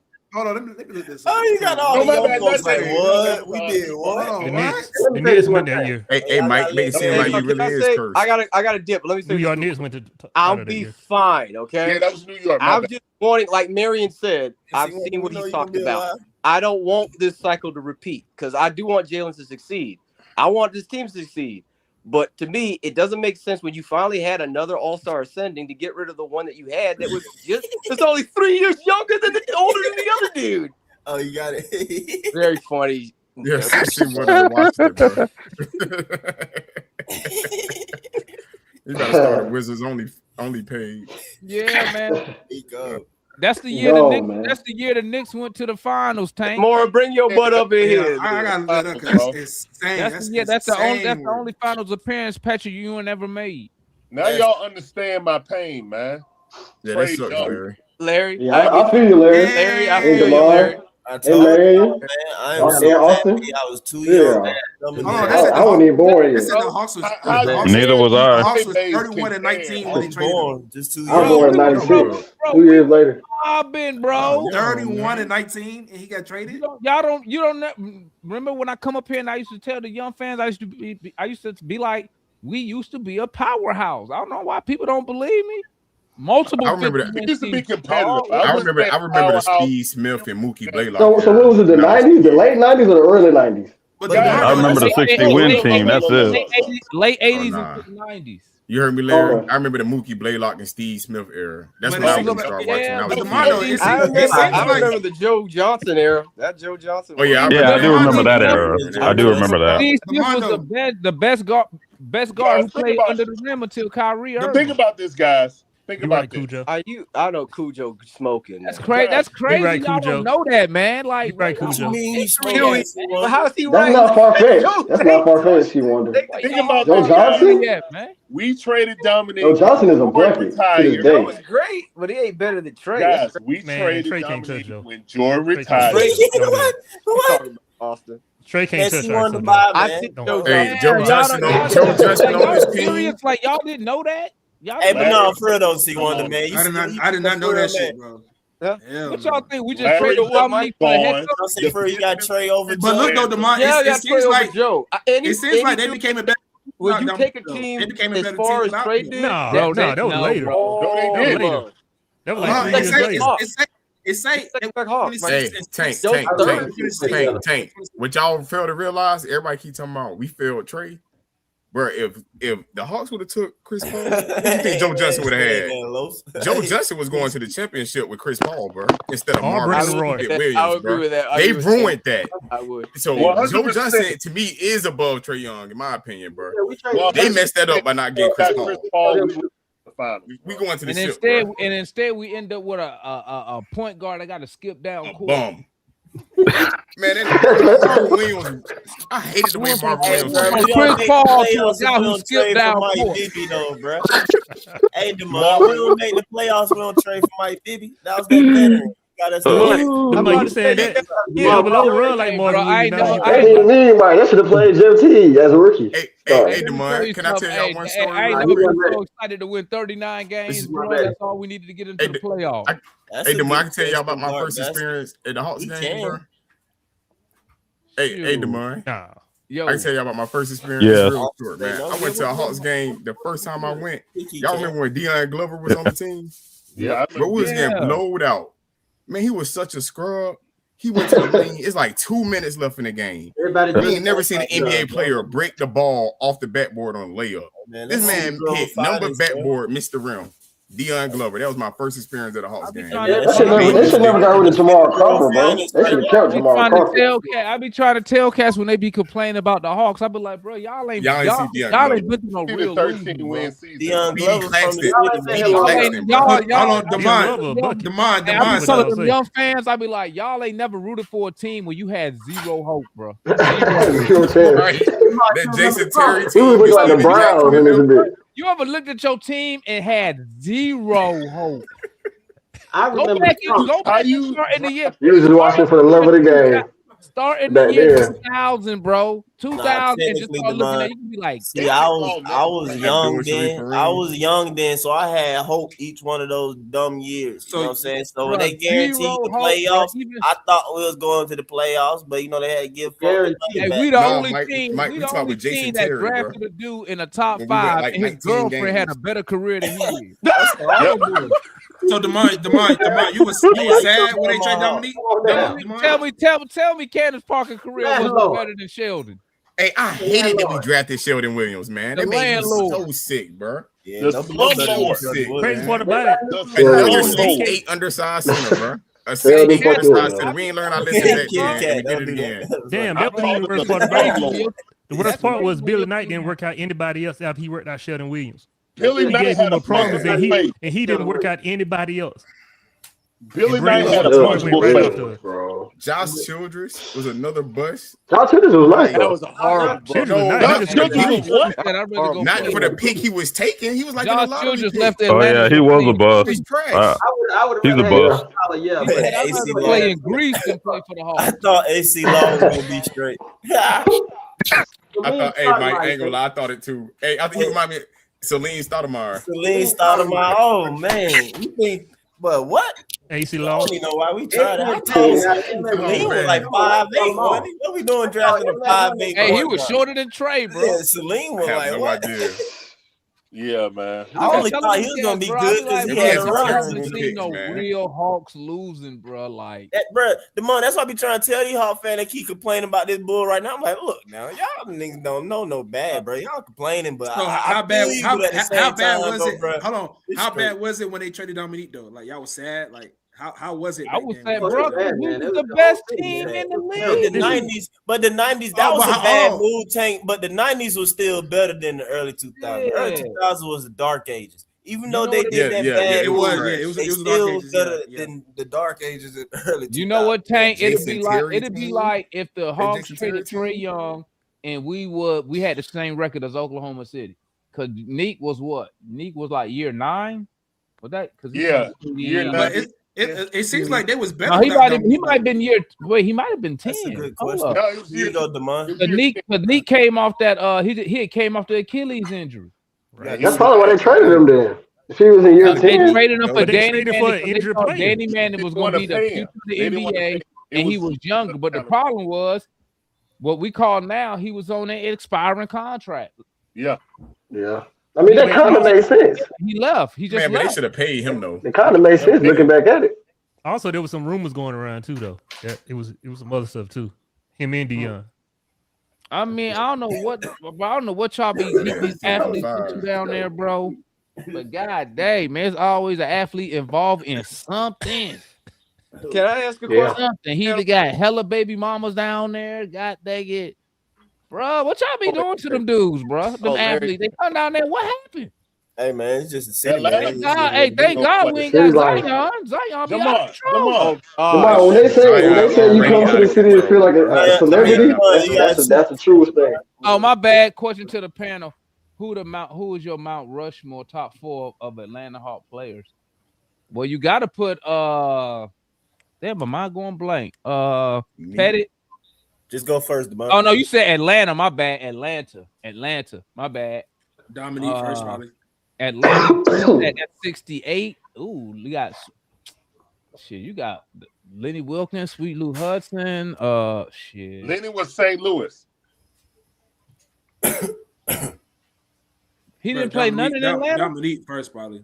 Morris. Hudson played here. Lenny played in St. Louis. Yeah, I got my 4 from what I've seen. Kitty Cat, he said, "Yeah, I got 4 from what I've seen too." Probably because I'm not from Atlanta. I mean, I ain't seen Neat. I seen highlights in Neat. I got Joe Johnson, Jamal Crawford, Joe Johnson, Jamal Crawford. Jamal Crawford? What about Jamal Crawford?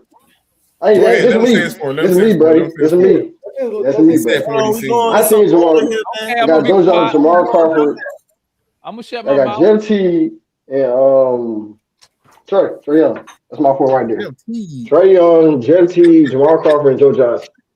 That's my 4. Let's go, please. We need a sandblast. Yo, let Marion go. Yeah, go ahead. That's what I see with my eyes. Say we need a sandblast. No. Jamal Crawford was so cold to me, bro. Hold on. Dominique Wilkins, Dikembe Mutombo, right? Joe Johnson, and Trey Young.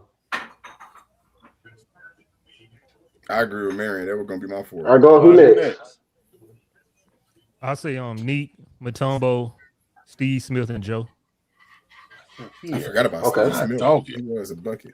She wondered. For Austin. I'll say Dominique, Joe Johnson. Shoot, I'm trying to figure out who my second one. This is no particular order, by the way. I'll say. Go ahead and say Trey Young, bro. What are you waiting on? No. I'm trying to figure out whether I want Pistol Pete or Steve Smith. Bro, I didn't see them play, so that's why I put those in my covers. I'll say Pete because Pistol Pete was revolutionary, and then I'll say Trey Young. All right, I got you. All right, who next? I'm gonna go. Your first one. I'm gonna go Dan Dickow. Then you gonna go Bob. What about you gonna put Pap? You gonna put Pap South there? Hey, man. I'm too young. I don't even know them guys. Hey, no, Dan Dickow come out there and hoop right there. I thought Dan Dickow was gonna be the truth, man. Dan Dickow was gonna get my Gonzaga fandom. What year was that? What year was that guy?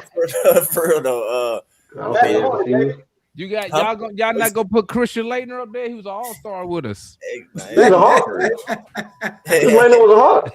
Yeah, you're right, Joe. I got Christian Laettner was a hawk. Yeah, he was a hawk. See, I'm too young. I didn't even know that shit. I don't be knowing shit about the Hawks, bro. Joe probably gonna be up there for sure. Dominique, Joe. I gotta go Steve Smith for me though. And then who will be the last? I don't know if I want to go Mutombo. I can't go. His numbers ain't right enough though. Even though, I guess we do it personally or whatever. I don't know, man. I used to love Sharif. They do personal. I used to love Sharif. Hey, the homeboy said John Jenkins. Hey,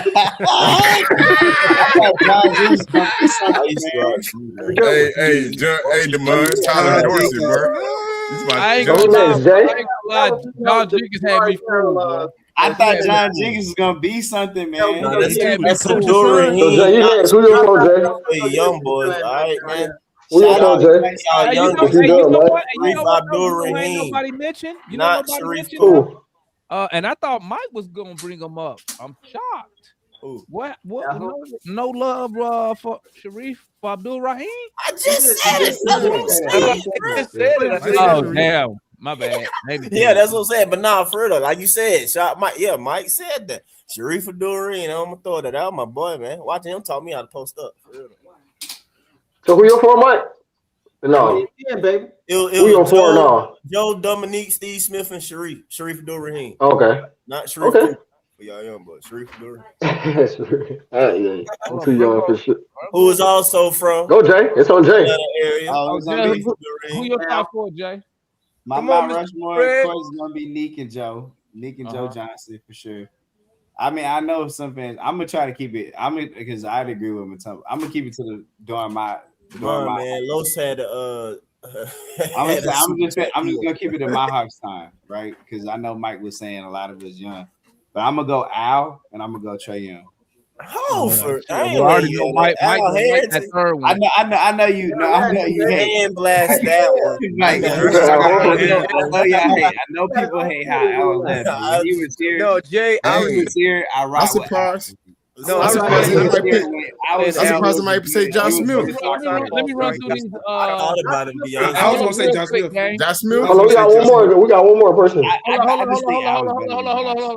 Let me run through these super chats real quick. Look at the mind quarterback in the show. Appreciate you, my boy. What Carlos got? Zesty Bridges, you and your emotion. Trey not even a better player than Joe Johnson. My boy Cujo. He's not.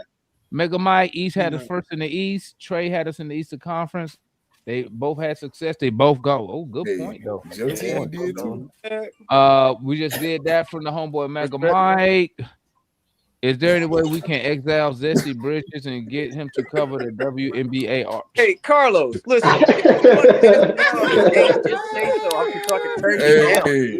The worst. Oh, he want to know the worst top four. Okay, so who the last one to give me their top four?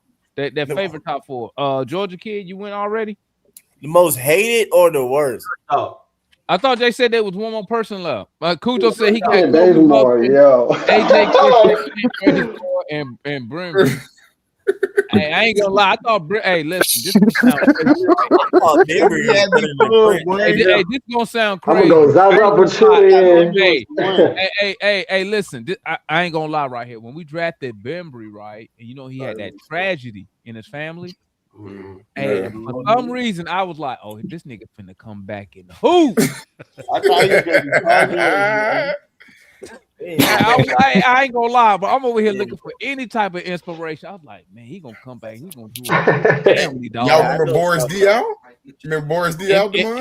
NBA champion. He played for us. Yeah, we drafted him. Listen. That's how we got Joe Johnson, bro. Sign and trade. That's how we got new owners too. That's how we got new drafted owners. him, but we tried to use him. That nigga would never shoot.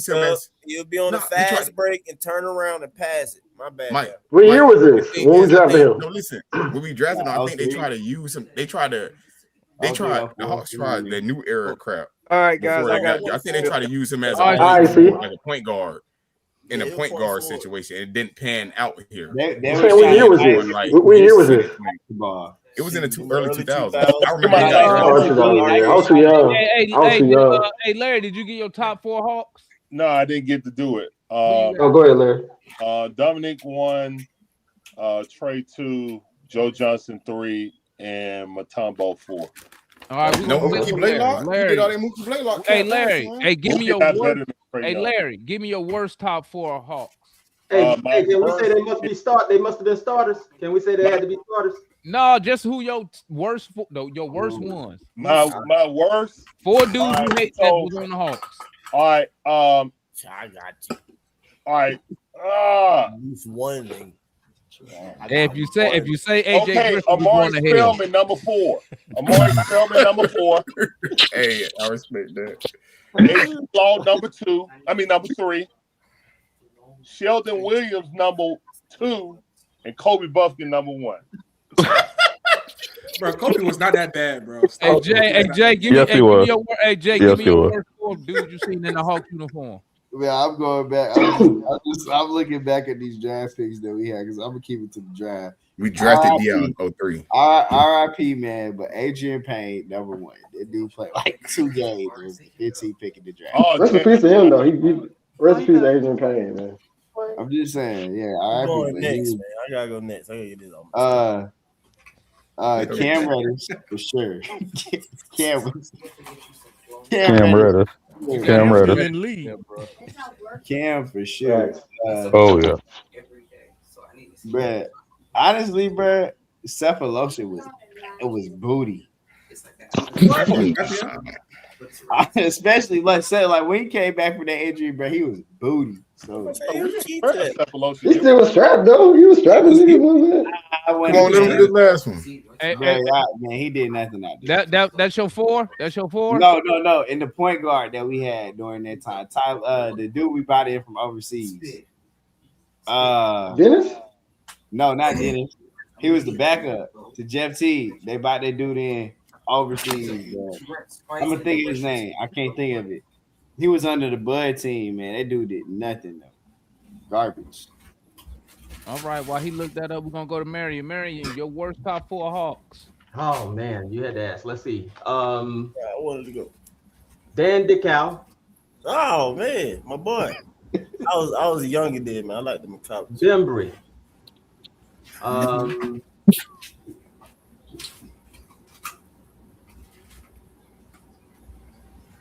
Bembry won some games though. For real. Who? For real. I know. For real. Remember this guy right here? All he did was host club nights, bro. Bro, this dude had more. I never seen a dude with more club flyers. It was so bad. I remember Jamal used to post all his club flyers in New Pack City, bro. Oh man. You said who? That's Jermaine Jones. Jermaine Jones. Oh man, man, that's a Georgia first person. name. I know. Yeah, I was so disappointed. I got my 4. I'm trying to remember my 4. Hey, he was better with the Sixers. What's your 4, Mike?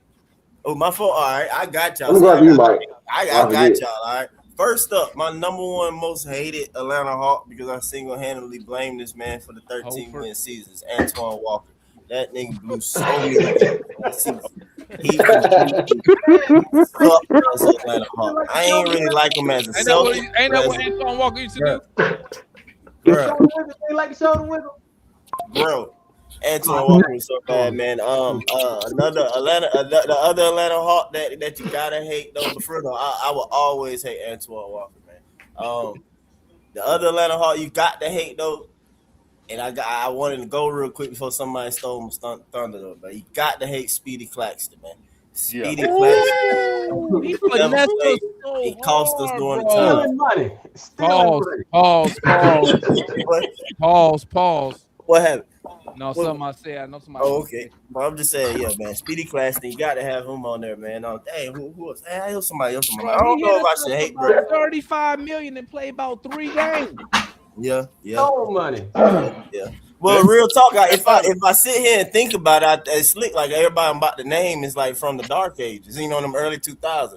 I don't know if this is bruh's fault or not. You know what I'm saying? But like, you know, I don't know, man. I was a youngin' at the time, so I was having high hopes, man. But DeMar Johnson, man, like dang, bro. You feel me? Like, I don't know, man. Bro had an accident, man. Yeah, I know, but dang, bro. You feel me? Like, come on. He was the host, man. He was the host. It messed me up. That was like one of my first draft picks that I was getting into and like understanding that who we got. You know what I'm saying? Like one of those type moments or whatever. And I was supposed to be something at those times, whatever, and that contributed to our horrible Willie laughing. But yeah, that's our horrible early 2000s. About old Priest Lauderdale. And then dang, who else? I need one more person, man. One more person. John Cockett. I don't know, man. I was so focused on Antoine Walker and Speedy Claxton, man. They just Speedy. I really don't like it. Oh, that's plan to put hand. I mean, I know I call Hofer, but I hand over the player, dog. I ain't gonna put him on the top 4 list of like hated Hawks or something like that. I don't hate him like that, man. But if you hate him, you hate him. No, I don't hate him like that. Bro. Big ball of Ed Gray. I don't hate him like that, bro. I truly do not like Antoine Walker. Jay, you don't. You done, Mike? Watching games. Okay, yeah, I'm done. But anyway. Hey, damn, who your forward talk? During that time. Y'all right with Marvin Williams? Hold on. Damn, who your forward talks? No particular order. Your forwards. No particular order. Jay is right. Marvin Williams, because of the position he was drafted and just what we could have had with the core that we had at the time. Yeah, but at 2, you could have had Chris Paul with what we had at the time. Another one for me was Deion Glover. He were my first Hawks experience. That break off the man, I'm trying to tell you, bro. It was sad. Y'all keep naming Georgia players, man. Y'all can't name Deion Glover. Hey, that's Deion Glover was trash. I see why. Summer League king, man. You can't say it was trash. Man, he was trash. Look at his stats. He did, bro. I googled him to make, bro. Look at his stats. He was terrible in the league. Bro, that sucks. I ain't never seen an NBA player miss. That was in the regular season. You had to see him in the summer league, baby. Hey, man. Was Deion Glover the first one with the bleach? That's Cedar Grove finest, man. And he was bald. When I seen him, he was a bald head dude. I don't know. That was too. He didn't have bleach. I think you're talking about who your other 2, Dan? My other 2, Sheldon Williams. I hated him. Oh, another wasted draft pick. Waste. And for my last, Kobe. Nah, I like the Kobe, man. He was just injured. It had to be Cam Reddish. What a wasted pick. It did not pan out. You know what? It did not pan out. We're gonna let Demar. And when you look at the draft, I got to take AC Law off, man, to put Cam. And when you look at the draft and with everything that came after Cam Reddish and what you could have potentially had, it makes me hate him even more. So, yeah, you know what, damn, you convinced me. I'm taking AC Law off and putting Cam Reddish on there. Hey, who you got, Austin, your forward Hawks? All right, I got Garrett Sala. That was the old baby Shaq that everyone thought he was gonna be somebody. Royal Ivy. Who was that? Who was the first one you said? Garrett Sala. Garrett Sala. He was baby Shaq. I wonder who that is. Royal Ivy was trash. Royal Ivy crawls so Dyson could walk. Nah, he no way. Mike Muscala. I hated Mike Muscala. I still blame him for losing to the Wizards in the postseason. I actually like Mike Muscala a little bit. I thought Mike Muscala was buzz. And then AC Law. Move. Who your forward Hawks, Georgia Dog? You got your forward Hawks? Not really. Tyler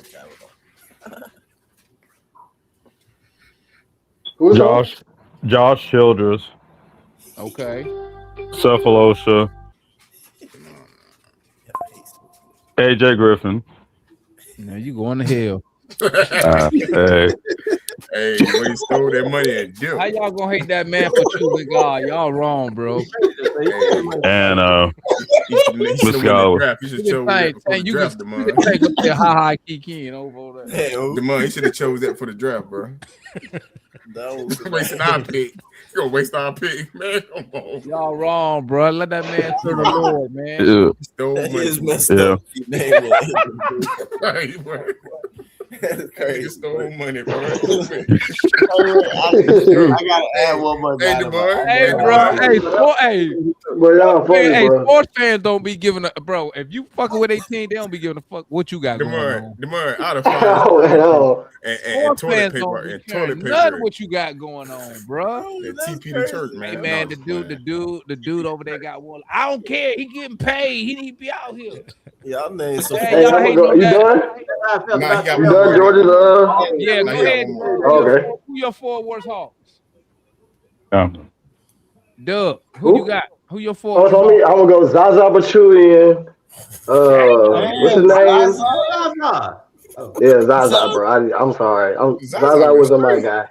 I'm gonna go Zaza, Dwayne Dedman. Golden, bro. Hold on, Doug. We gotta talk. I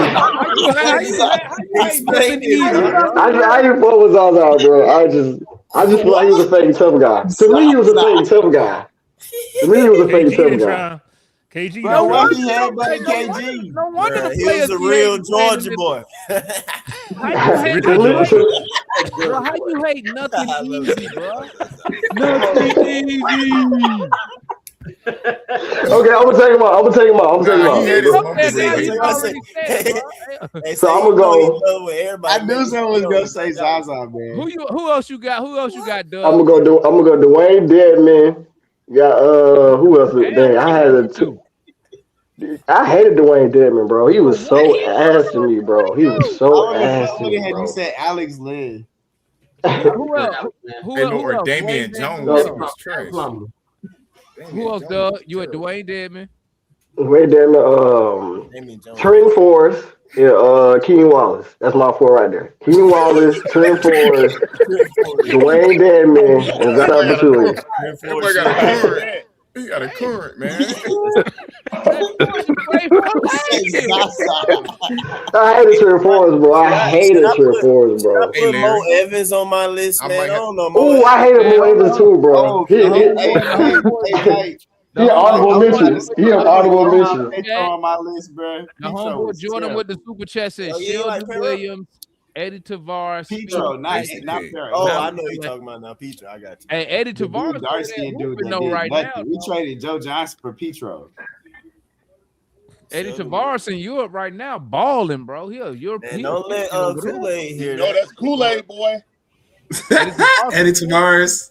Man, he was trash. Oh, he's talking about that tall dude. But nah, for real, he plays for Real Madrid now. He's a EuroLeague champion now, man. I remember Tavares. That tall CD Classic should be on everybody's list. Hey, y'all remember Alpha Cabo? He never came over. Hey, can you blame him? Alpha Cabo, he never made it. Alpha Cabo, AKA. Like, no, I'll stay in Europe, bro. Ken Bazemore do deserve to be on the list. Nah, bro. Ken Bazemore. Ken Bazemore definitely honorable mention. Ken Bazemore, bro, he gave him all that money. He was having games with zero. And we got him twice. Did we get him twice? Apology to the fans about Jeff Hardy. He hates Kobe James Hardy Buffett, going off Cody on Zeller, nice. Landry Fields. Landry Fields, let's go. We was talking about him. We can get them all in. Hey, I hated Dwight too. When Dwight came here, I hated Dwight, bro. I hated Dwight when he came to the Hawks. The only reason I was upset with Dwight because he came here already injured, bro. Oh God, bro. That's why I was mad, bro. I was like, you gonna wait till you injured, then come back to your hometown to represent. I said, you old now, bro. The only thing I was mad about, which is crazy. I just said that. You know, it's crazy how I just said that. I promise you, bro. 30 minutes before I started the show, I was just on his live on TikTok begging him to come to Atlanta. I was like, hey, we need to back up big right now, man. Hey, when we got I'll take the White right now, though. I'll take him right now. You gonna take a guy you hate? Hey, DeMond, when we got Dwight Howard, I was hoping we was gonna keep Al Horford though. And got off the other side. I would have rather seen him there. Tell you, man. You know what? Damn, I would rather seen Horford for somebody to leak like the background story to that. Al Horford hated Dwight, man. Yeah, that was he hated who? In the division. Oh, I thought you said he hated his wife. But I mean, but the thing is, Al Horford was crying about saying he wanted to play. Yeah, Al Horford said he wanted to play power forward. Yeah, he said he wanted to play center. I'm at that. No, Al did. Man, he hated the White. I didn't know that. Yeah, I would love to get the backstory. I'm gonna ask Dwight Howard. Probably did after Dwight owned him for all the They years. should have kept Jamal Crawford, bro. That's what I wanted them to keep. That was my favorite player, man. You know who else I hated as a Hawk? Only because I hated seeing him like the way he was here. Because Tracy McGrady is my favorite player. I hated to see him out here in Atlanta in that uniform playing the way he played. You know, we always he should have just hung it up. Him and Vince Carter. Yeah, he hurt my heart, man. T-Mac is literally my favorite player, bro. It hurt. It hurt. It hurts seeing your favorite player get in the uniform and they are still themselves. I got the same motto for these players, man. If I can't have you in your prime, I don't want you in your decline, man. But I'm just saying, can you imagine your favorite player Falcons do that shit too. Y'all remember the Falcons had guy Stevenson? I'm gonna tell you, you know what really pissed me off? Like, but that ain't Tracy McGrady, man. That ain't was when we signed. Hey, damn. It was Tracy McGrady. I'm gonna tell you what really pissed me off about the Hawks. When they signed Vince Carter and they signed Vince Carter, everybody knew he was only here because he wanted to work at NBA TV. And I'm gonna tell you what took the cake down. I'm gonna tell you what took the cake. I would never forget a Hawks for this nonsense. I never seen a team ultimate professional have a player on the roster on the broadcast, right? Currently on the roster, not on the injury report. Calling the game.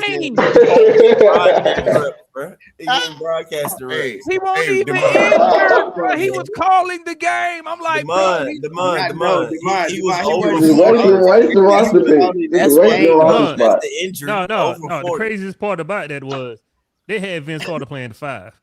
That's the craziest part about it. They had that man playing the 5 most of the year. Dark times, Mike. Dark times. You know who I wish we would have held on to? I seen him calling the game. I was like, why is he not on? Even though the they probably would have held up, no way. Jabari Parker when he was with us.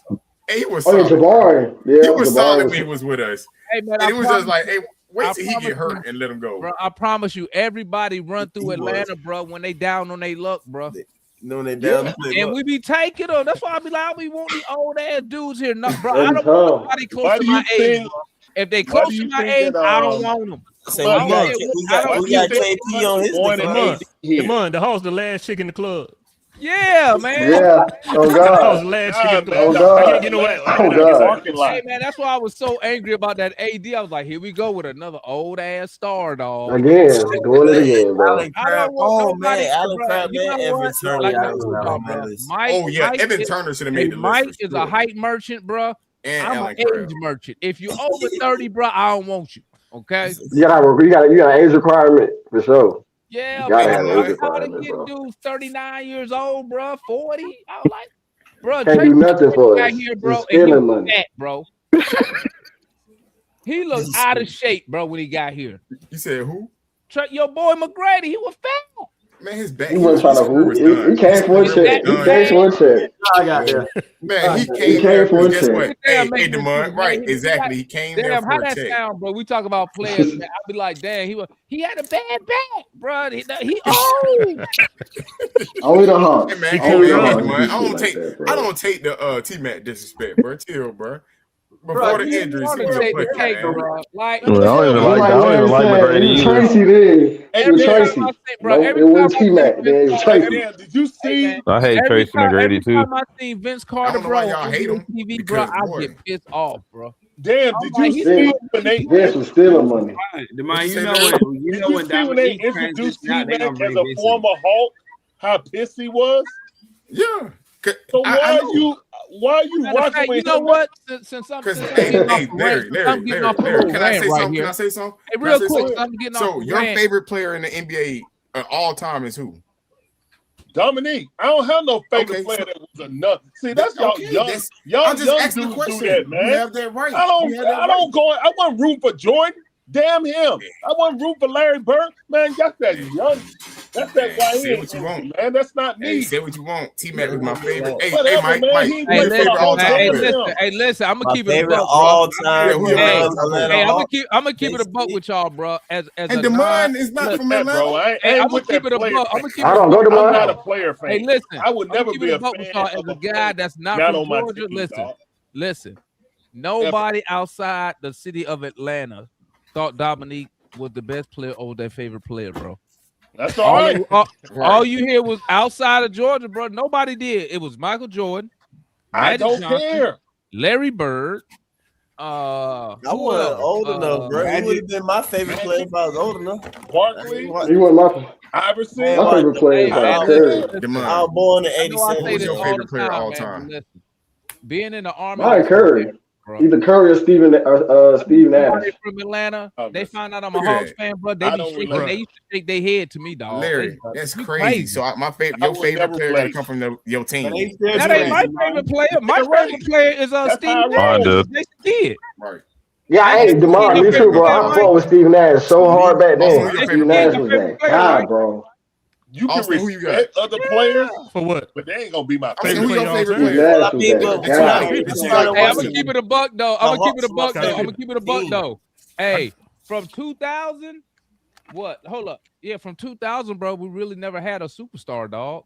Right. It ain't my fault that I got to watch these other players play in the playoffs. I'm sorry. The Hawks, bro. Did you hear Dan who said his first experience was with the Hawks? But in the game, my first favorite player basketball wise in NBA was Steve Smith, being the Hawks, of course. But then once I really started watching the NBA and watching basketball, like I just started picking up all the players. Like I used to love Jason Williams, Jason Kidd, Kevin Garnett. I used to watch him all the time in Minnesota and stuff like that. Shoot, who else? I mean, Larry, Hey,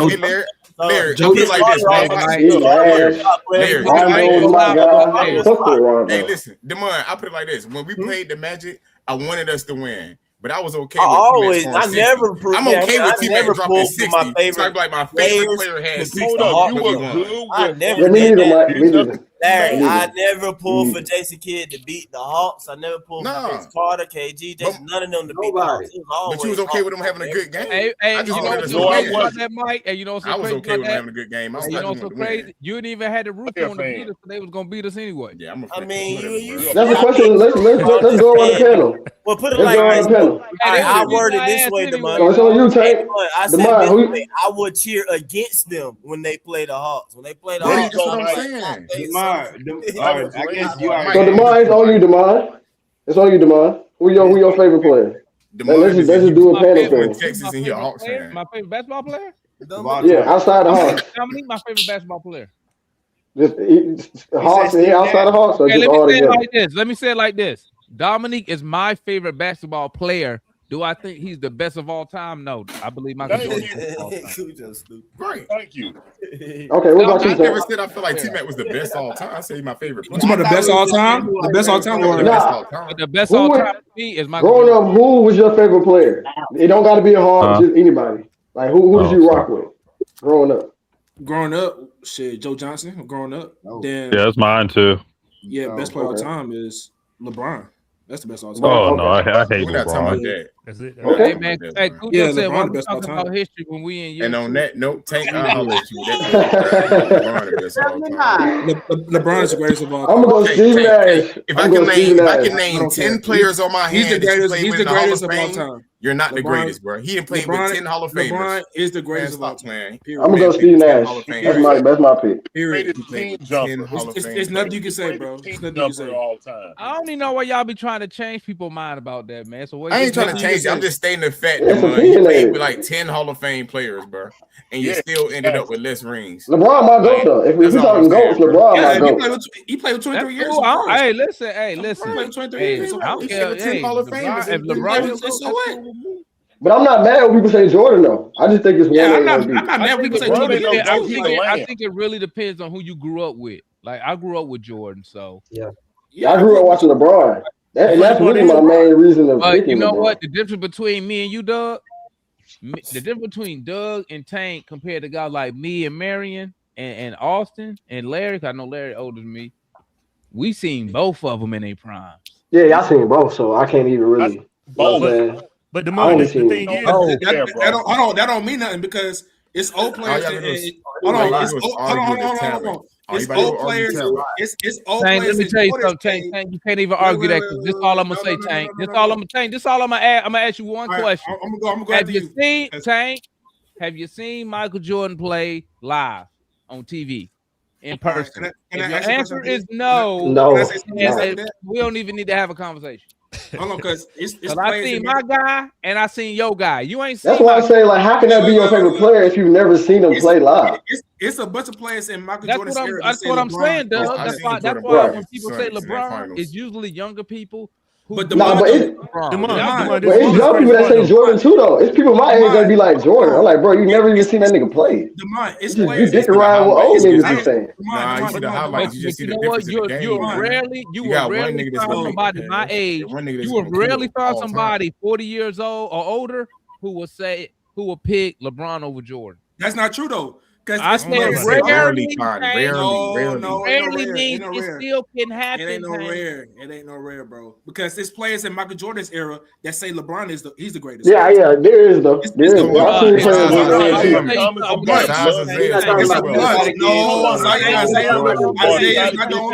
I said besides Isaiah Thomas. It's one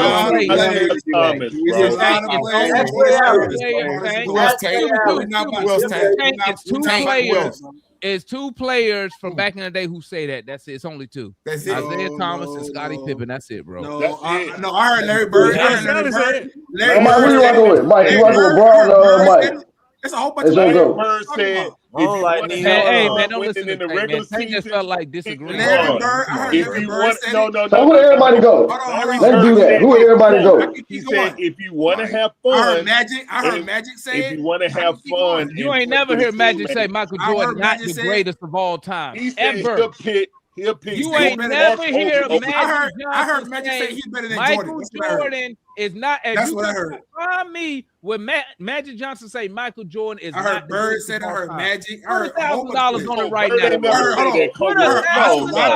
No. That's a lot. I heard Oscar Robinson said. Demond. Just talking, man.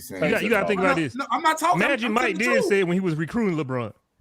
He might did say What's good, He Foot? did say it. He did say it. Look He here, might man. did say Going on, he was Foot? recruited. Hey, put your money up. And I'm I not think putting no LeBron money the GOAT, but Yeah, you know what happened last time you bet me, Tank? Yeah, I'm not betting you no more. Okay. payment plans.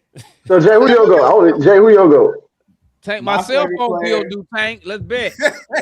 my favorite player. He did say it though. He did say it though. Not like so that's your GOAT, your greatest of all time player, Joe Johnson. I'm just gonna tell you, my favorite player ever is Joe Johnson. There you go. Okay. I would never like a basketball player more than Joe. Joe so cold. He was so cold though, man. To this day, I don't like Marvin Williams. I'm like, bro, Joe. The only thing Joe Johnson was missing was the point guard. If we would have got CP3, we got CP3, we would have won the championship. Hey, Foot, I was about to end the show. You good? You got it? Because I was about to end the show. Yeah, I got it. Okay, I'm All right, Demar. I'm about to dip. I'll let y'all. I got it for you. Hey man, hey panel, what's up? What's up, y'all? Let me say something. I got something for y'all. Y'all talking about Jordan, LeBron, and all this other stuff. This man finna say, how about this? I'll see y'all later, man. How about this? I'm taking Bird over LeBron. Now what? Oh my God. You taking who? Bird. Oh my God. You taking Bird? Larry came back. Same. I will take him over LeBron too. I can't hear. I'm not mad. You say you taking LeBron who? crazy. I'll take Bird over LeBron too. Larry Bird, a cold dude. He cold, but he can't play defense like LeBron. He don't play defense like LeBron. Hold on. Larry Bird made all defensive teams. LeBron's a way better defender. Larry Bird made all way better defender. Larry, Foot, defense then and defense now is different. Way better defense then, I don't think you only have played defense in half court. Way better defensive. Hey man. Hey, let me tell you something. Let me tell you something. I don't have to mute. Hey, I don't have to mute. I want to mute y'all again. Let me tell y'all something. Larry Bird's all defense. Y'all didn't know that, right? So is LeBron. Hold on. Let me cut this off right here. He was all defense. Somebody mentioned defense, right? So is Larry Bird was all defense. Yeah, Larry Bird was all defense. If y'all haven't, so is LeBron. Most of y'all ain't seen him play. Y'all ain't seen Larry Bird play. It was a cold dude.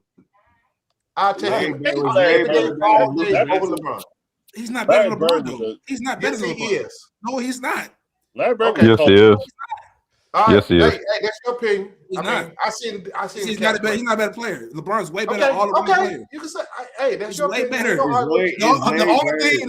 The only thing LeBron got over LeBron is shooting. That's it. No, you don't. That's it. That's it. He's not better defender than LeBron. He's not. He's all defense. So is LeBron. When? Well, all right. LeBron finished second in DPOY. Hold on, LeBron should have won DPOY. He finished second.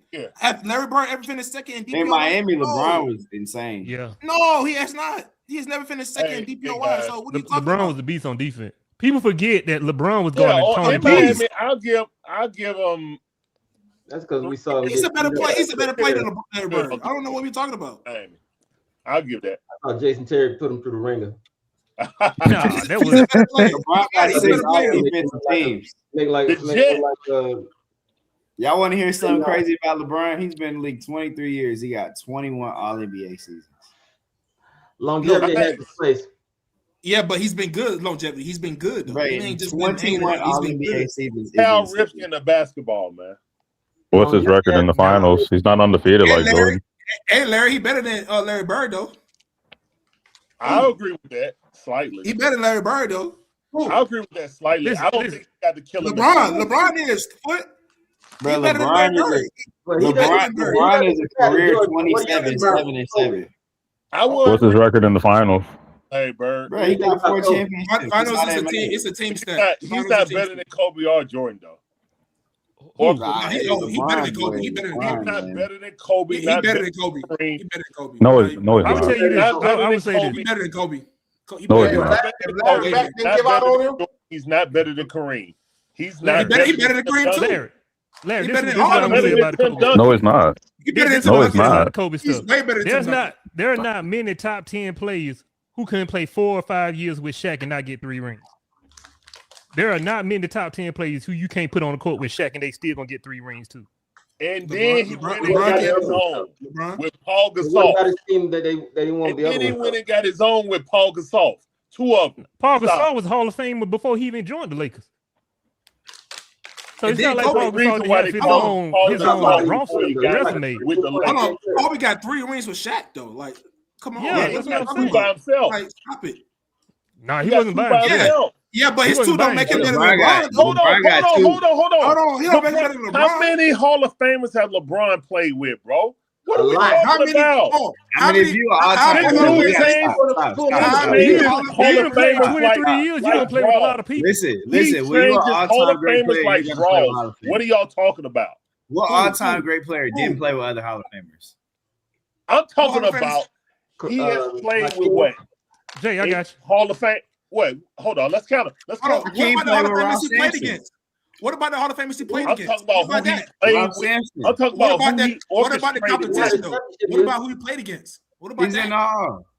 Not doing the championship years though. So Larry, you say that how many Hall of Fame coaches have LeBron played for? They went to the finals. None. And then Michael Jordan didn't play nobody. LeBron played for? None. MJ didn't play nobody back then. He didn't play nobody. Dude, what are you talking about?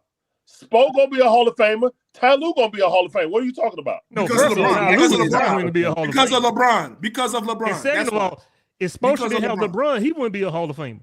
He would not. He would not. I don't know about that. I thought Spo won a championship before LeBron got his ass down in Miami. Hey, somebody remind me. LeBron made Explosive. He made him. Hold on. Oh, hell no. We do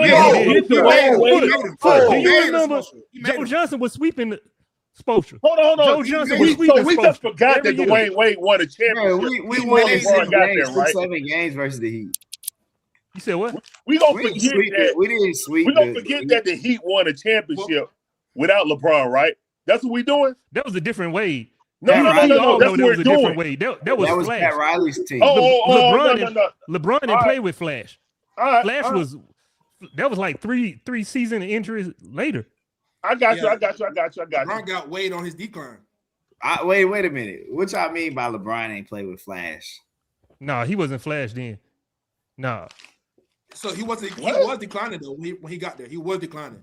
You can't. By then, the Hawks would be. Yes, the Hawks were beating him in the first round. D-Wade was declining, bro. That's why he left. Oh my God, bro. I mean, but who else was on that Heat team? He didn't play. He took it. Didn't we go 7 games with D? Did we have to win? Yeah, it was 7 games. The Hawks beat him in 7 games. No, the Hawks never beat LeBron. Before the decision, Hawks. Yeah, before LeBron went, before he went to Miami, the Hawks did beat him. Beasley?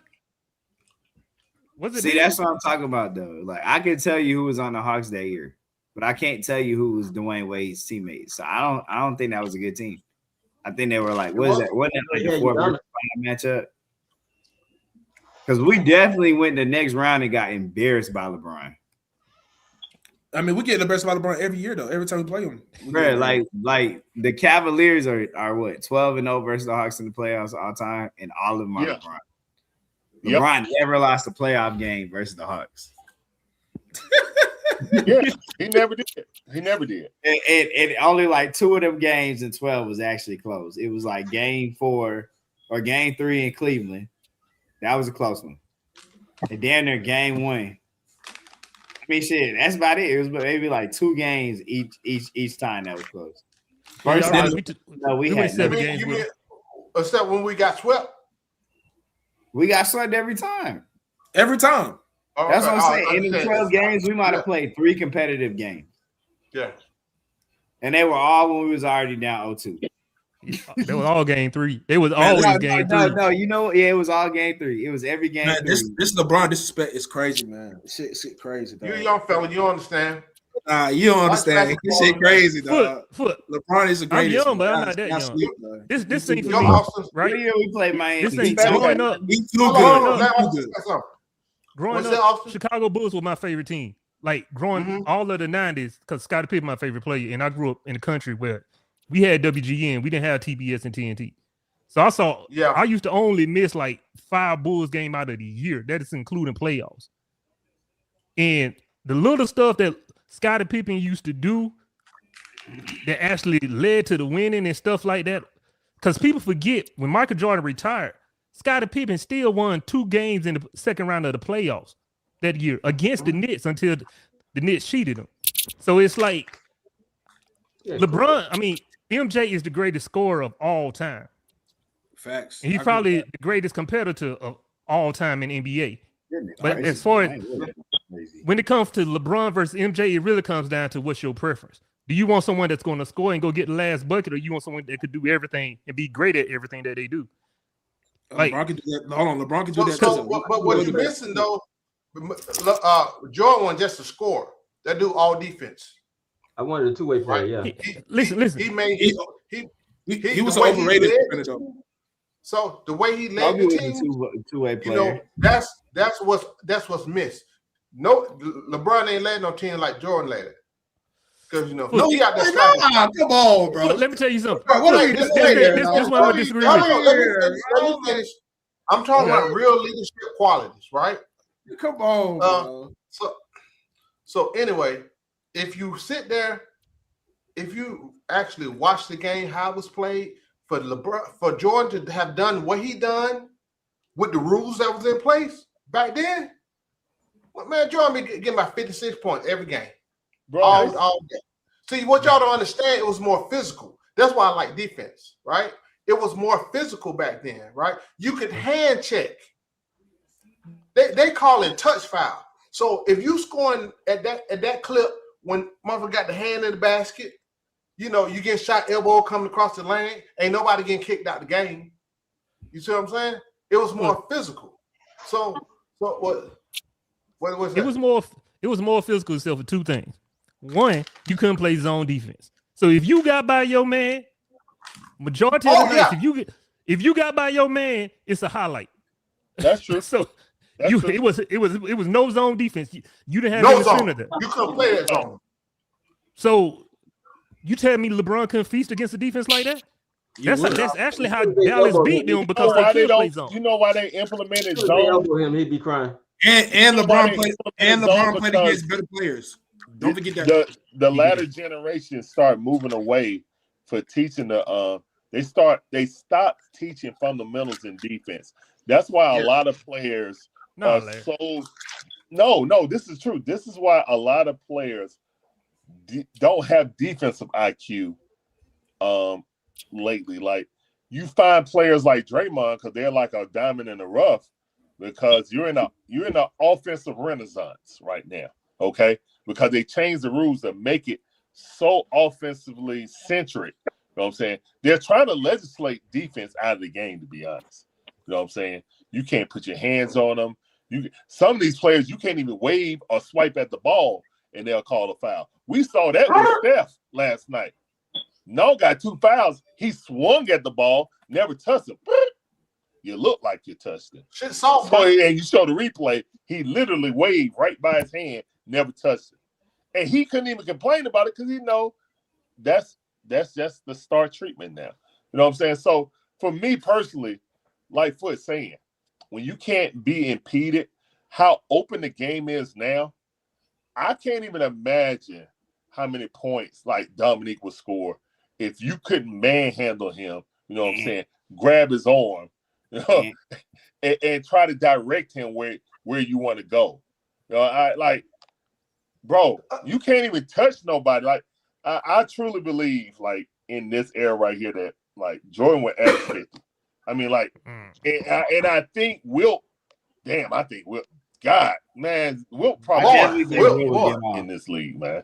There's no center. Can we agree? And you can't I know, Larry, there's no center. Hold on, Jay, you shaking your head about Dominique, right? Bro. I was gonna say, right? Y'all talk about hand checking in this era and the rules, right?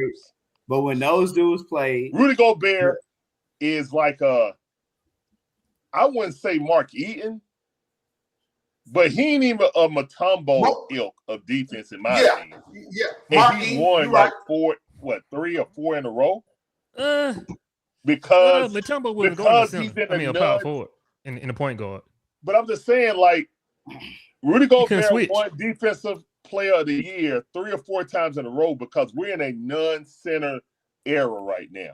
And to be able to do something that's a blast from the past, you know what I'm saying? Like, really, man, I don't look at Rudy Gobert as one of the best defensive centers of all time. He's the best defensive center of this generation. Yeah, that's it. This is what I'm gonna say. First of all, about the going to zone defense. No, what stopped that was Shaq, because they implemented that in 2001. That's Shaq was basically ruining the game where they didn't have an answer for Shaq. So then they went from calling the legal defense to now you could do 3 seconds in the key. Okay, and then even with Jordan, once again, this is no disrespect to Jordan, but majority, like I said, I watched a lot of the Bulls games. All right. Most of the time, Jordan was guarding the third best wing scorer they had. Pippen was on the best. Ron Harper was on the second best. Then Jordan picked up the third guy. A lot of them times in the playoffs and in the finals, LeBron was guarding in his prime. I'm not talking about the second time in Cleveland. That was past, crazy to believe that was past LeBron prime, the second time in Cleveland. But in his prime, LeBron was guarding whoever was their guy. Now the difference is, and this where LeBron gets slack at. Okay. He wasn't drafted by the Lakers. He wasn't drafted by the Celtics, and he wasn't drafted by Chicago. He was drafted in a small market team where nobody wanted to come to play. So he had to go and find somewhere else to get a ring because people weren't going to come play with him there. That's the biggest nod people give LeBron. Only thing I'll push back on you on that is that the Bulls were trash before Jordan got there. Like they were the Hawks. Yeah, they were worse than the Bulls were worse than the Hawks before they got Michael Jordan. Those are the facts. So we can reminisce and say all this. When Jordan came in the league, Chicago Bulls was trash. So, and then he had to grow up. But see, you mentioned the second three-peat. The first three-peat, it was just Jordan and Pippen guarding everybody. No, Horace Grant too. No, Horace Grant was guarding guards and Horace Grant was guarding the bigs. I'm talking about the wings. It was Pippen on the best player, and it was Jordan on the secondary guy. Or vice versa, if they trying to get a competition, like, I want this dude. Like, I don't know, man. And you say that about Pippen, but I seen Dominique get him buckets. You know what I'm saying? So who Dominique didn't give buckets too? But that's my whole point. Like, we gonna say, well, Jordan went on the third, like Jordan the guard, Dominique power forward in the second three-peat. I 100% agree with you on that because they had Ron Harper. They didn't want him to get the fouls or whatever because doing the offensive thing, blah blah blah. I personally blame, the state of the NBA on Jordan. But that's another thing, you know what I'm saying? I think when they simplify I'm just going to segue for y'all not. As far as Jordan hurt me. And David Stern capitulated, and then once he did that and changed the rules for Jordan, the whole NBA changed because NBA basketball was a physical sport beforehand. Then now it's more aesthetically pleasing now. I will agree with that. They going back. And we get to see our stars play longer because I would have loved to see other players play longer just for the competition wise. But that's why I was kind of mad when we traded Dominique because Larry Bird was out because of back. Barkley was over in the West Coast. Jordan left, and all we had to deal with was Reggie Miller and Patrick Ewing, and we already had beat them. You know what I'm saying in the regular season. When they got Danny Manning. We basically went 500 at the end of the season, then lost in the first round because Leonard Wilkins thought he was smart enough, and that's another reason why I never liked Leonard Wilkins because me too, Larry. His ego. We were number one in the league, Larry. We were number one in the league. They basically took Leonard Wilkins' side. They traded damn Dominique. Dominique. He was like, I can get Danny Manning and do the same thing that Dominique do, which was a lie, and that's. So, Larry, you think the Hawks just did that with CJ? No. So, hey, what y'all we've talked about before. Can I say something real quick though on Jordan before you get into to him though on that whole era? Because I hear what y'all saying about the game is physical and all this kind of stuff, right? Today, But at the same time, y'all talk about the rule changes that made this version of basketball. But a lot of the best scorers from this era would still be elite scorers in that version of basketball because you couldn't double you couldn't double team a dude back then. Like you couldn't send a double. You had to wait on one side of the court until they made a play to the basket. So imagine a James Harden and a LeBron James effectively getting to go. Like that's back when you had the Barkley post up where everybody would be on one side of the court because they can't send no double team.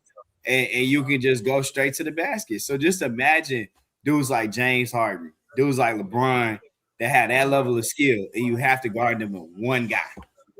They just shoot over you. Like they would shoot over you. They would just hit step backs. It wouldn't be this. We gonna clear this side out for Jordan, let him go one-on-one. And then he gets damn near a running start to the basket before you can send another dude, before you can send help defense. Like just imagine these players in that. Now, I'm not saying that they wouldn't be able to play today. That's not, I'm just you got to give this generation more credit than that. And to me, the skill level of basketball players had already started going down with the rule changes of the 80s that put that in place. Like I love the game of basketball so much. The one thing I really hate is when people talk about errors in basketball and things like that, because it's like every generation of basketball had to play and be great within their version of the game. Like to me personally, I'm a firm believer that the players in the 60s and the 70s were the greatest basketball players ever. And the reason why I say that is because they are the people that showed you how to play the game. When Bill Russell was playing, when Will Chamberlain, they were masters of their craft. Okay. The lane was a little smaller. They had no three-point line. You go back and you look at the highest scoring teams in NBA history. Teams in the 60s and the 70s were scoring 118, 114 points a game with no three-point. Like that's how fast the game was. They had to dribble palms down. You didn't get to see the step backs and all that because that was a carry. Like you had to get the shot off on 1.5 steps. You didn't get 2, 3, a gather step, a 0 step. You don't got none of that. So a lot of these players today couldn't do that. And what's crazy is those dudes weren't even getting paid enough money. A lot of those dudes weren't even getting paid enough money for basketball to be their full-time profession. It was only a handful of dudes that got to do that. Only a handful of dudes. And they were that skilled having to work. They didn't get to sit there and work. They didn't get to sit there and work on their game all summer and do this, have modern medicine. They were that skilled. They could do in between the line. I go back, I watched Oscar Robertson, I watched Jerry West. The kind of moves that they could do with the ball in their hands, the step backs, keeping their palms down and having to actually play was crazy. Then you had crack coming into the league in the late 70s, and guys didn't take them. No. Hey, it wasn't crack, it was cocaine. Okay, cocaine, whatever. Crack was drugs come in and the skill level diminishes. Okay. The skill level diminishes in the league. People ain't watching it. These guys aren't as skilled as Oscar Robertson. I tell people, like what I said about Will Chamberlain, I 100% agree about that on Will Chamberlain. Will Chamberlain would be the greatest player ever in this era. And the reason why I believe that, I watched Jalen Duren. Not the Jalen Duren. He's a great player. He'll be an all-star this year. He averages 20 and 10. He's 6'9", 6'10". And the only thing he does is run to the front of the basket, get the ball, and make a move. Bro, Will Chamberlain was 7'1", could pass it out the post. He had hook shots, he had jump shots, he had turnaround shots, he could block shots on defense. He guard 1 through 5, and he never got to play a single possession in the pick and roll. Never. So to me, I don't like when people talk about the Jordan, because I'm like, bro, I know for a fact, even given the physicality of the rules, if you're telling me that you got James Harden and you have to guard him one-on-one and you cannot send a double team until he makes a move to the basket, until he gets close to the paint, you're giving all these athletes today with their skill a free runway to the basket. I know they were scoring that. Just like I know Will Chamberlain can come here and average 30 points. Like, great players are always going to be able to play, but everybody was skilled. More than 30. That's all I'm saying. For their rules, they are all skilled for their era of basketball. But the 70s, Jerry West, all them, greatest players ever. So let me say something. I agree with you for the most part, but there wasn't no like open lane in the 80s like you think it is. Right? Okay. So it wasn't all like that. Just free reign to the basket. It was none of that shit, actually. Because again, like we talked about, they played defense, right? And then you had the guys. Now those are real rim protectors. None of that bullshit they talking about today. And it's another. They just fouled you hard. It's another person. It's another person that folks don't give enough credit to, and that's motherfucking Charles Barkley. Right? Yeah. Barkley was a fucking beast. He might be 6'5". He ain't no 6'6", 6'7" how you listed, but he was a problem all up and down the court. And I'm telling you, all this, like you said, the step backs, you talking about more skill, I wouldn't necessarily say that. I think you said the players today are more skilled. No. I say more athletic. No, I said with their skill level. I said, to me, the most skilled players from the 60s and the 70s. I said today's players with their level of skill to hit step backs and do those sorts of things. Oh, okay, yeah. But I don't. They wouldn't go. If that was the rule today, they wouldn't drive to the basket. They would just play you one on one. No, of course they just shoot.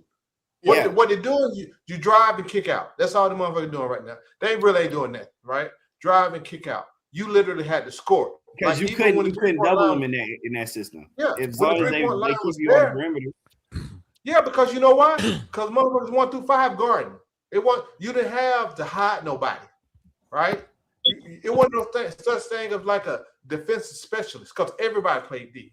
Just like I talk about Nick McMillan. He was a freaking dog, right? That's how he coached. He was a dog. He was a point guard, but he was a dog. Muggsy Bogues actually a good defender because they said Muggsy Bogues was scrapping up. No, he wasn't. Oh, he was scrapping. He was. Muggsy Bogues was scrapping. Just because you scrapping don't mean you're a good defender. Well, see, you can parlay to that, and guess what? Get in the way. Yes. So, however y'all want to call good defender. Was he a better defensive player than Trae Young, Austin? Yes, he's a better. Yeah. I mean he was that's not a good defender player. That's not a good defensive player. Yeah, but I mean the dude was 5'8". Was like he literally. But he was solid though. He by the way, he might weigh more than Trae. But that's what I'm saying. Trae 6'1", he should be at least able to be a pest. No. But this one thing I will like say a fire hydrant. Muggsy Bogues like a fire hydrant. Okay. One thing I will say though is we look at today like this. This is what I think. You look at someone like DeMar DeRozan, right? Yeah. LeBron pretty much ruined his career. If you think about it, LeBron ruined DeMar DeRozan's career because if they weren't both in the East, we would look at DeMar DeRozan differently than we look at him now. But on a basketball court, there's nothing that Clyde Drexler could do on a basketball court that DeMar DeRozan can't do on the basketball court and possibly better. Mm-hmm. But because one had to go through LeBron and the other got to play in the conference without MJ, they got to make it to the finals, and then they got you see what I'm saying? It's like that still goes back to the opportunity where everything that Clyde could do as far as gliding and all of that, DeRozan could do that. The mid-range, DeRozan is actually better than that. Defensively, there once was a time when DeMar DeRozan could play defense. But it's just, I don't know. We take for granted a lot of the skills that we have seen over the last 15 years. I say over the last 15, 20 years. Because everyone that seems like basketball stopped being played in 2010. Yeah. Even though you could really say 96 to 2000 was some bad basketball. Mm-hmm. I thought the mid-2000s was the worst. 96 to 2000. 2000s. If I stopped watching NBA basketball, that's a rare. I literally stopped watching NBA basketball because the shit was trash. And now you see the league is trying to still was becoming trash, especially the last 8-9 years, trash. Now you see the league is starting to trying to bring the shit back in a little bit because people start watching on TV. I was watching college, it was trash. It's just high pace, just like they want to do football. Protect the quarterback. You can't touch him. You can't breathe on them all. No, you were fair game back in the day. Now you can't breathe because they want high scoring and high flying and a lot of passes, right? That's what they think the fans want. And that's kind of what's selling it, right? Now you starting to see the NBA pull back a little bit. Now you see get these talk about two-way. Look what the Hawks doing. You know, look what the Hawks are doing, right? Look, hey, Foot, have you noticed that hand checking You're not is letting back in everybody basketball play right? like that, Foot. No, I was gonna get to that. Yeah. But don't worry, Larry. They did I that know in y'all Aegis see too. that. I know They pick y'all and see choose the then pushing too. the back screens and hand checking is back. But hold on, Jay. But what I'm saying now, then you have the NBA don't start to promote certain players, right? See, that all started around kind of Jordan saved the NBA. I'm just gonna go ahead and say that because it was going down. It was him in ESPN. But the problem is now they start pushing certain players. I'm gonna push this player to the forefront. Push this player. You know, just like one thing that pissed me off about Boston, how they push Tatum over Jaylen Brown. Jaylen Brown, I like him better. Personally. Right. I've always said Tatum ain't that. He shoots some jump. Jaylen Brown is the better player, in my opinion, on that damn team. Right. But again, they're picking and choosing these players who they gonna highlight. Right. Like I'm telling you, don't think they ain't had nothing to do with that Chris Paul trade back in the day. They stopped it. Oh, they did, definitely. And then you got the politics with these refs, how they call the game. Yeah. Right. So that's my problem with the NBA right now, right? They're still on that bullshit. That's not NBA. That's not NBA Foot. Huh? You know that. The NBA is not the problem right now. The NBA is not the problem. AAU is the problem right now. No. The NBA is a problem. After that, the NBA is a problem. Then the AAU is definitely the problem. Because what I'm saying is because back in the day, they used to come to the league for the most part already skilled. Yeah, usually get to the league already skilled. Their IQ is so low. That's why I talk about all the time. We used to have guys 3 or 4 years in college that would come in ready. Like y'all see, now we talking about damn development. Zach ain't ready. JJ wasn't ready. And I seen him play on the circuit since he was 10th grade. Now you got to wait 3, 4, 5 second contract for these dudes to get ready. You know, Trae Young, he came in all right, I'm ready, right? For his skills up, right? I'm ready.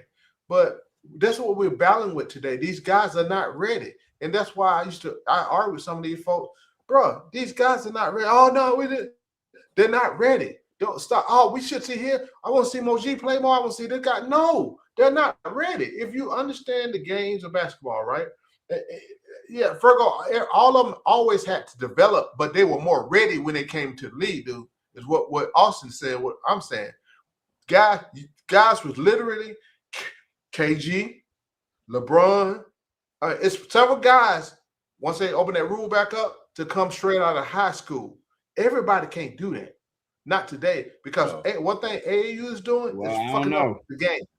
It's fucking up the game because they don't teach fundamentals. What you're doing now, getting a couple of horses, run up and down the court, dunking and shooting threes, right? And do some step backs and all this 2020 bullshit.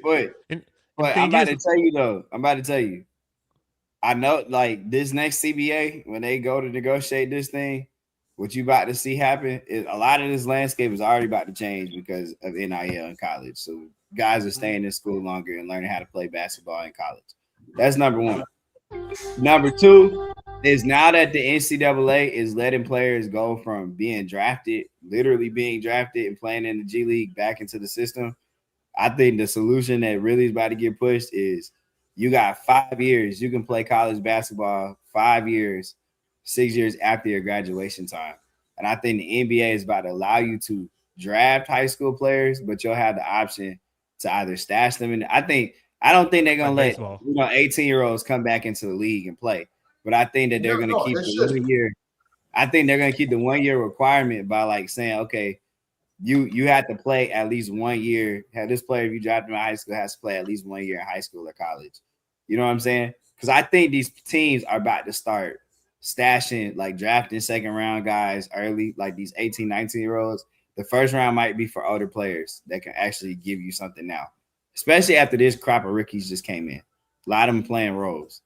You either got to be exceptional or you got to be a mature player. But those guys in like the second round or third round, those really young freshmen and stuff, I wouldn't be shocked if NBA teams pay them and then send them to the college that they want. You know what I mean? Like, I don't like, for example, maybe the Hornets use Duke basketball. I'm just throwing them as an example. Like, or the Hawks have an investment with like players that go to UGA. But I think that's what basketball is about to turn into. It's going to be a mini European system. Like, you can get an 18, 19-year-old, but they can't play until they're 19 in the NBA. Or till you're ready. Yeah, we'll see. NBA and college, they're like, now that they're really, I mean, let's just call it what it is. Now that they professionals, there's this giant loophole. Guys can go to the league and come back. So it just makes too much sense to say, okay, we'll draft you and we'll make donations. The Atlanta Hawks will make donations to UGA. That'll be our college affiliate. We got the College Park Skyhawks. We take like a guy like, you know, Asa that's ready to play right away. We'll keep him. But if you take a guy like Kobe Buffkin, for example, who's not exactly ready, you facilitate they transfer to UGA, or you play him in the G League, and they keep learning how to play and mature in college. And when you're ready, when they're ready to, just like in baseball, when they're ready to declare to go pro, that team owns their draft rights. But Jake, even with that, right now, I don't even think that's going to work, because what happened is, it used to be before AAU blew up. It used to be in the summer you actually worked on your game in high school, like before you even got recruiting letters, you knew how to do a post pass to the low block. You like something as simple as that. You know how to do a simple bounce pass from the 3-point line. They don't know how to do that. Hey, Austin, you about to trigger me because one of my favorite Hawks right now cannot do that. You know the one I'm talking about. Yeah, I've been calling it all year. My boy cannot throw a post entry pass. And so it's like that's even before you got to college campus. So now what it is in the summer, AAU has it where you play more games than you have practices during summertime. Yeah. You play more games than you have days in the gym where you just shooting up. Like, so now that's crazy, because even when you say if you wait to the college to get that taken care of, now the way the NIL is, we even see it with football now. Oh, you're not going to play me? Okay, just wait till December. I'm entering that portal. Forget that, Austin. They don't even give high school seniors, unless you're a real 5-star. They're not even giving high school seniors scholarships, right? Hey, portal is a beast on basketball and football. Right. Hell, everywhere. Portal is a beast. Hey, Foot, they're not even giving them high school players that would go to mid-major scholarships no more. Like why would it? You're gonna make $100,000. You pay for your own school. What I tell the kids now, I say, y'all understand. That's how them dudes feed their families. The coaches, AAU, volunteered, and high school barely paid. But when you get to college, that's their job. That's how they feed their family. So they ain't finna do it. Hey man, who in the portal? Yeah, let's run it. Right. You see what I'm saying? Go get this 23-year-old. No, but you know the kids you transfer 2-3 times. You can't graduate no college. It's about guys who can play. Yeah. But by then you made $2.6 million. You're not looking to graduate. But like what college? But here's the thing though. You got a $2.6 million head start, but like you transfer 2-3 different schools. Like, you know, the third school you transfer to, they gonna require you have so many credit hours to receive a degree. So if you go and you're not gonna make it, like you still got to do something. That $2.7 million after taxes ain't gonna sustain you. You still gotta have a job after this if you're not gonna make it. Jay, we know that. Yeah, you're 20 years old from the hood. Portal. You're not even getting no college degree. Like you can't graduate nowhere. You have to spend that money. Hey man, they don't care nothing about that shit, man. Because if you look that's all I'm saying. We know this. And as far as school's concerned, bro, they're gonna make it happen. That's just what I know, right? Just do your shit. They're gonna make it happen. So that's not even an issue, right? You give me $2.7 million, I'm in college, you'll be straight. You'll figure out what you're gonna have handlers, number one. Yeah. And because you have to, and so I'm telling you, man, this is free market, and I don't have a problem with it. I do. Free market, because the NCAA been making money hand over fist off these kids. You see what I'm saying? You can't even go buy. You can't even go buy the my only hamburger. thing I have a problem with though, and this is just I don't hate on nobody for getting their money, but I feel this way about football and because let's be real, that's the people that's really cashing out on the NIL. Say it again now. I said, let's be real. It's football and basketball that's really cashing out on the NIL. This is the problem I have, right? The NBA, NFL are supposed to be the best of the best players in the world at that sport. And I do have a problem with dudes in college making more money than the pros. That is crazy. So I'm gonna tell you my take. Good. I'm gonna tell you my take. The Oregon quarterback they just bought in is not better than Shedeur Sanders. I'm sorry. He about to get $3-4 million. I'm gonna tell you my take on that, Jay. My take on that is I don't care. Because guess what? That means the NBA needs to step it up. Because see, with the college, you got a lot of flexibility to do a lot of things, right? In the NFL, NBA, you got a cap, right? You're not as flexible. So this will do that will benefit them in the long run. This will keep guys in college longer. Okay. You see what I'm saying? Longer. Yeah. Then you can get time to get to develop and get better. They said Cooper Flag was making more money at Duke. Hey man, came into the league with $30 million in the bank. Hey man, he made more money at Duke than being the number one pick in the draft for the Mavericks. Man, that's crazy. Yeah, but like I said, he was about to stay. Flag was about to stay. Hey, but taking a pay cut. You don't want to take a pay cut. Hey, wait, you taking a pay cut and playing more games? He was gonna stay, man. My boy said I could be a Duke legend and get paid. The NCAA only 30 games a year, so billions of dollars. So let them kids get some of that money, and stop. You restricting them because they want to control the money. That's all it was about. They want to control the money, and that's what they were doing for the longest. And them kids again, them kids can't even. They're over there starving. You can't even get them a damn Happy Meal without violation of something. So that's just control, man. So I'm happy for them. I can't. They need to thank Ed O'Bannon though. They better shoot Ed O'Bannon some damn money. You know what I'm saying? For getting all this shit popping off. Because Ed O'Bannon is the one who really helped launch this bullshit. You know that was going on with all this other stuff, man. But imagine the Fab Five and them being able to get paid. Bro, hey boy, they were.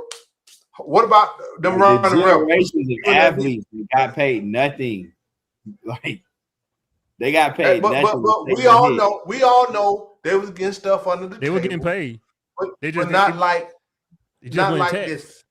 They were getting paid and just went tax. You better bad. They ain't getting $1 million. They was probably getting like 10 bands when it was under the table. I don't know.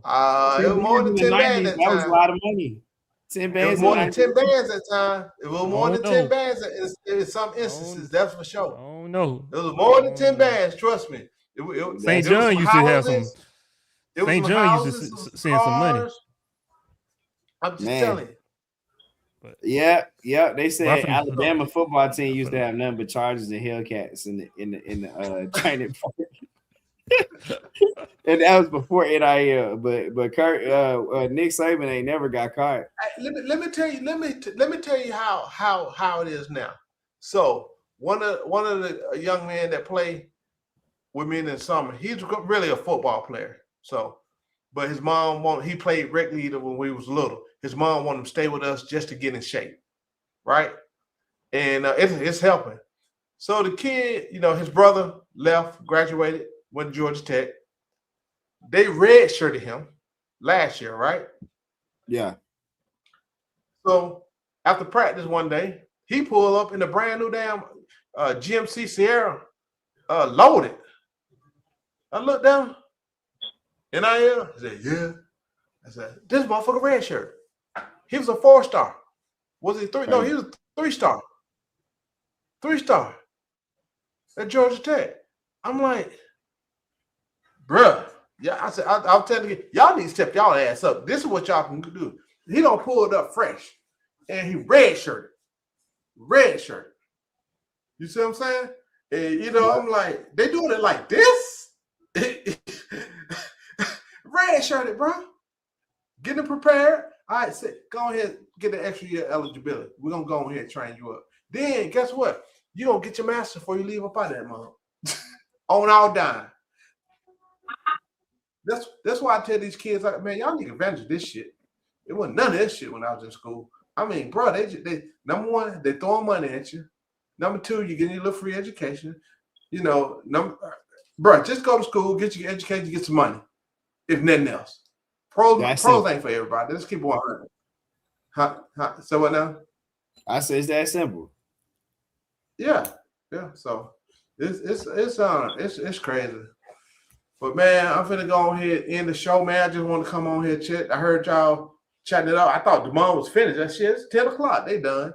It's 8 o'clock show, but I see y'all, so I decided to jump on, man. So what y'all talking about? What y'all talking about earlier?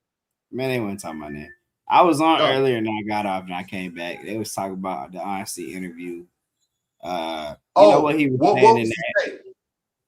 He was talking about the moves, where he feels about the team, why we got. No. I heard the interview, but what did folks think about it? Because I'm gonna give you it's mixed. You know, Marion, of course, he called it a salary dump.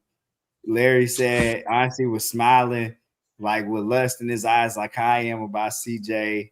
You know, hey, some people they don't see. I'm gonna tell you what I saw. Onsi was real honest without saying too much and not answer the question. He didn't answer the question directly, but he answered the question with conviction. Right? You said and it's smart based without on a all the screen. shit. It was based on all the shit we've been saying. You know what I'm saying? You know what people are talking about, like the whole thing. Oh yeah, they just waiting to see what happens. No, the hell they ain't. No, they're not. They already gonna make the decision. There's a reason they didn't extend the dude. If you don't extend the dude like Trae Young, when it's extension now, you're not. That ain't what you don't want him. It ain't no. Oh, we're gonna see what happens when I get a damn expiring KP in the loop. What the fuck are we doing here? That's the dumbest thing ever. You know what I'm saying? It was just, I was just laughing through it, man, because it was, hey man, what I always say. I mean, I was trying to tell y'all what's going on. He pretty much, hey man, we don't wait, we make moves, we don't be waiting. We just he said that though. He said if you see a deal you like, why wait? Like if you see a player that fits. That's why I'm like, I don't think we done making moves. He talked about player fitting. He got into that detail.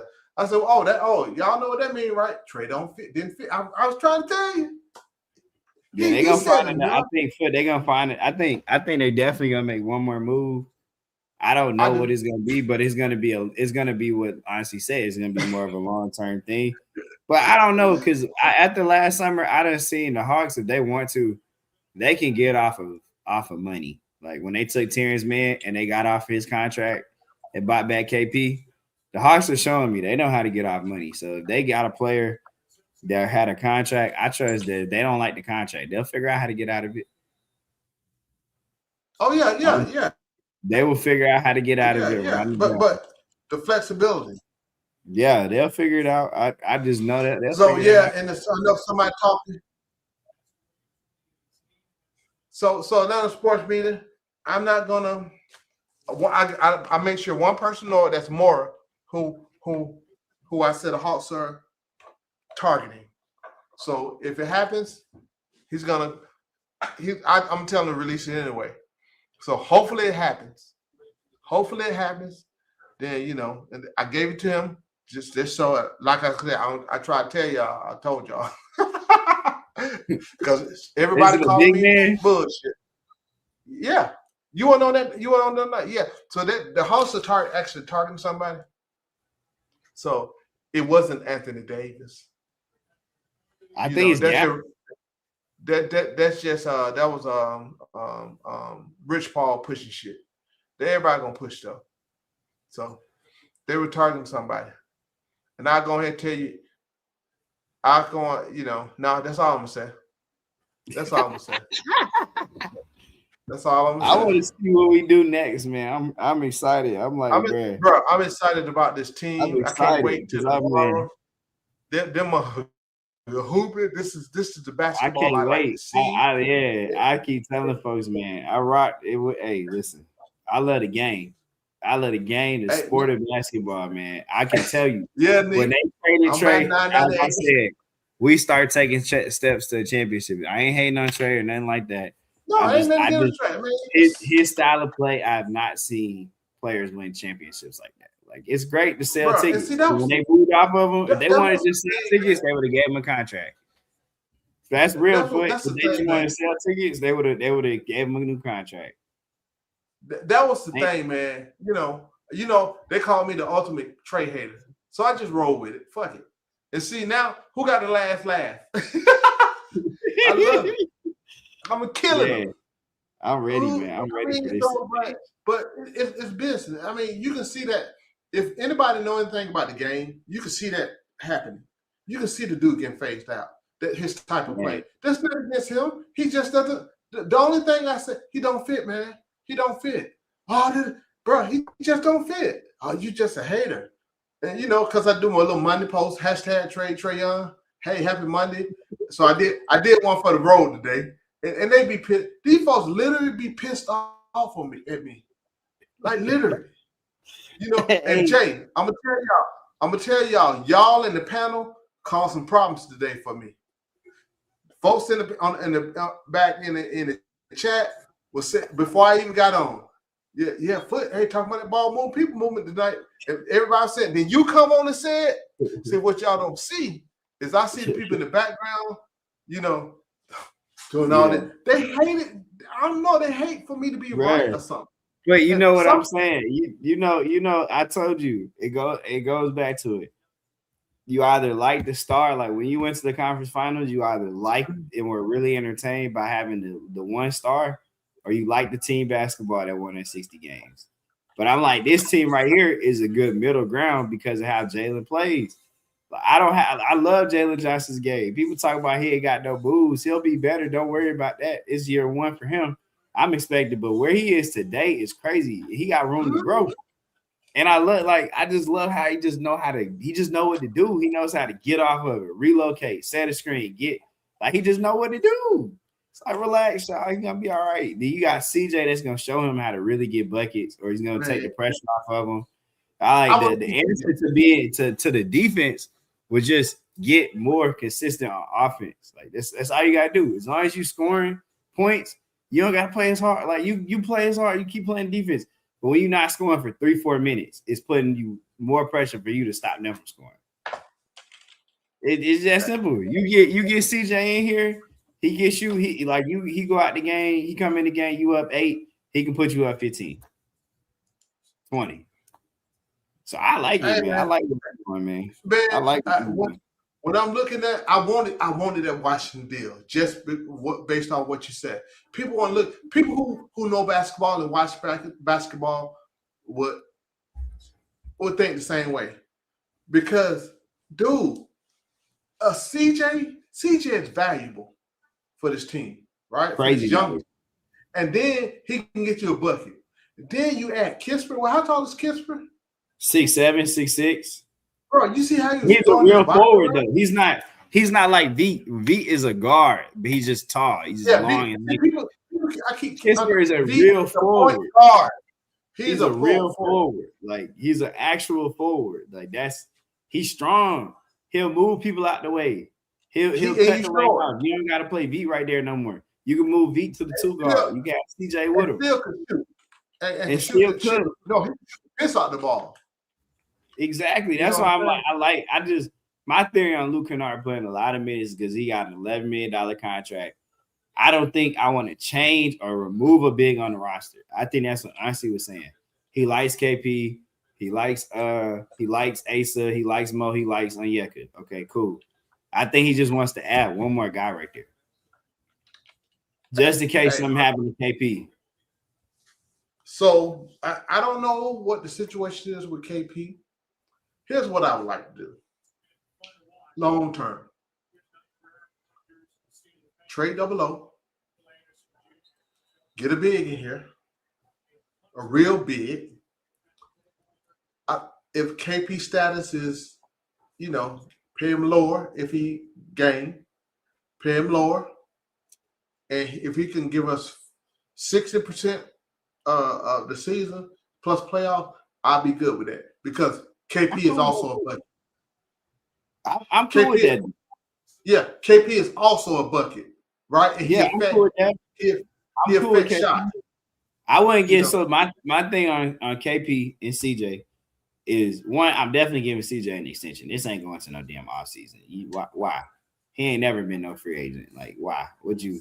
He knows he knows he ain't. He knows he's not going to start on this team. He's a freaking league. The whatever president too.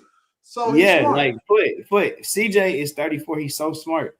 He knows this team didn't get him to start. He knows his role on this team. He's like, okay, I'll just be the veteran presence. I'm gonna play 30 minutes a night. I'm just gonna come off the bench, and I'm gonna go crazy in my 30 minutes.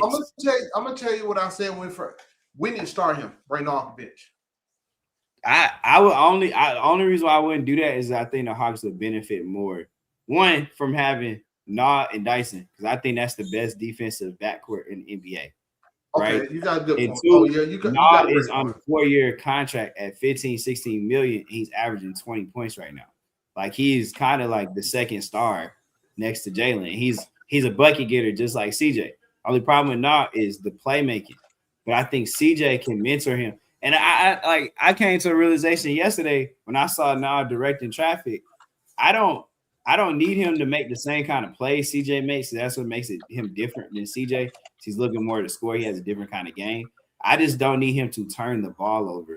If you only giving me 3 assists, you can't have 4 turnovers. So if he takes better care of the ball, I like Nah as a starter. Right? But you're gonna he's gonna be here. From a defensive. Yeah, but he's gonna another thing about Nah is his contract's 4 years long. You in year 1. So he's gonna be here. To me, CJ McCollum is a stopgap. Like I want to give him. Yeah, I can't give CJ 30 million. But if you can get CJ, no, we don't give 30 million. No, hell no. Like he knows, like him and KP both know they're not getting more money than what they got on these deals. Yeah. So if you can get KP 15 million a year, I think I'm cool with that. If you can find a third big that's also around 15 mil, because that makes the 30, right? Mm-hmm. I would draft the center. But with CJ, I'm looking to extend him maybe a year, 2 years, 20, 25 mil a year to come and be the super sub. And I would draft in the top 10 of this draft. I mean, obviously you want to take the best player available, but if you're not in the top 2 to take a Darren Peterson or, you know what I'm saying, I would just go guard. And not because the guards in the top 10, you talking Michael Brown, you talking Kingston Fleming, talking LeBaron Philon. Like there's good guards in that range that can be that same offensive version of CJ. But you got CJ here to work with them. You know what I'm saying? Right. You got him here already. So I would try to keep CJ. Like I want this to be the last stop for CJ McCollum when he's still playing at like an all-star level. Like I want us to be his last thing. After when he's done here in Atlanta, I do too. I want to give him when he's like a minimum guy. Like by that point, he probably won't want to play no more. But this next 3-4 years of CJ McCollum being able to play 25, 30 minutes of high level play off the bench, I want him in the Hawks jersey. Yeah, because he's still a bucket, and that's still a bucket. And he buys you time for development. Like, okay, cool. Mm-hmm. Let's say you draft a guy like Fleming. Like, and I don't get too attached to dudes in the draft because I feel like all of those guys, if you mock to be in the top 10 of a draft, if you go top 10, all those dudes got star talent. It comes down to do you love the game of basketball? Are you coachable? Are you going to work hard? Are you going to improve your body, your conditioning, your game to become that? So, I mean, like, yeah, of course, it's going to be some dudes that are just freaks of nature like Wimby. Okay, they don't grow on trees. But, like, in this class, I just think you got to find a guy that fits your culture, that wants to work hard, and you will have a star if you picking it. I'm gonna say it like this. First, take a top pick, and we're not a trash team, so you have time for development like Zach. You got time. But my whole thing is, to be honest with you, fuck them picks. You know, depending on what we need and what's out there. Like a lot of people hedging on these picks because at the end of the day, it's all a crapshoot. Yeah. Right? It's all a crapshoot. But I like Peterson or something more like that. So it'd be interesting. What if we fuck around and get the number 1 pick again? No, that's what I'm saying. If you're gonna do that, okay, then of course you got to go with AJ or Darren Peterson. Yeah. But if you outside the top 4, it's a lot of really good guards. Yeah. That if you put them on this team, they check the offensive, in theory, skill set of being able to play on or off the ball. You're gonna find a good. I would pick the best two-way guy, the guy who looks like he got the highest defensive floor to you, that knows what he's doing, and got some ability on offense. If you just find that, and you get CJ in here, you get him in the coaching staff, and that guy loves the game, like how Jalen Johnson has loved the game, how Zach has loved the game, Nikhil. They just keep working. Every year, Jalen Johnson get better. Every year, he adds to his game. You know what I'm saying? Even on Yeku, you just bring that into the system or just keep working hard, add to your weaknesses, you're going to get a star player if you're the Hawks. Yeah, we going again. Like I said, we got time, man. And this is what I call for. Let these young guys play. Hey, man, year 2 of a 3-year rebuild. Next year be the 3rd year. Yeah. What I said? When folks gonna start listening to me, man? See, here's the thing. The stuff I said is based on basic shit, common sense for me. Cause I coach the game. I guess the way I look at it, and then also you have to look at it from a business standpoint, understanding that people don't talk about the dynamics of the NBA. What's up, Merz? What you got, man? What's up, man? I was just listening to you guys chat earlier, and I was like, oh, let me see if you guys are on. So I hit you up. Yeah. I was just listening to you guys chat. You guys were talking about like the best Hawks players and the worst Hawks players. And I just got on when they started talking. Vibes are good right now. Hey, that was a great conversation right there. I wish I was on so I could defend AC Law. I think AC Law got the short end of the stick. I think Mike Woodson did not help that kid at all. He destroyed his confidence in that very first year and was downhill ever since. AC Law was a good player. He was. I think Mike Woodson fucked him over. But goddamn, hey man, did they talk about Mookie Blaylock? Because I ain't. Hold on. Larry said something about he didn't think that Mookie was better than Trey. Hold on. Okay, so hold on. He didn't think that Mookie was better than Trey, but that was shit, bullshit. All man, the 7 years he was here, dude went to the playoff. Look at his numbers. So Chris, I'll tell you guys this: Mookie is my favorite Hawk of all time because my middle name is Mookie. So I will always think Mookie is the greatest Hawk of all time because of that alone. When I moved to this country and I turned on the TV and I saw there was a man whose name was Mookie on TV, I was like, "Oh my God, Mom, he has my same name." And from then on, my favorite Hawk of all time will always be my favorite. Where are you from, Muris? I'm from Bosnia. Okay. There you know. I coach a kid from Bosnia. Cool. He's probably a tall kid, I'm guessing. We're all fucking tall. He's young. He's long. He's a great kid. But yeah, I probably know his family somehow. I said I probably know his family somehow. I said I probably know his family. It's a basketball country, man. Yeah. Like but man, Bosnia, Serbia is a great basketball country. Yeah. Hey, Yugoslavia, had they not broken up, dude, they would have been a crazy team in the Olympics in the 90s. Yeah, that's true. Yugoslavia would have been Serbia, Croatia. Yeah, Bosnia. Yep, they would have been powerhouse. Yeah, they would have beat Team USA for sure. For sure. Hey man, watch out now. Don't think, hey man, some of these countries coming for us now. Well, I think France is going to knock us off in 2028 or 2026. Oh, France going to have a fucking squad. I want to believe in Team Canada, but I don't. I'm getting to mention them, but you might. They don't feel like winners to me. Team France, yeah. It doesn't have big something. France got some players. Before I forget, Merz, did you see Mookie play? Yes, I did. I told you the first time when I was a kid, this was in like 96, 97, when I moved to this country. I turned on the TV and there's a guy named Mookie on the TV. I said, I like this guy, and I watched him ever since. Is that why you're a Hawks fan? Yeah. Quite literally. Where you live, Merce? In Atlanta. I've been here my whole life. So it's perfect for you. Hey man, yeah. I wish a lot of people had seen this dude play. And he was great. Assists, steals. Mm-hmm.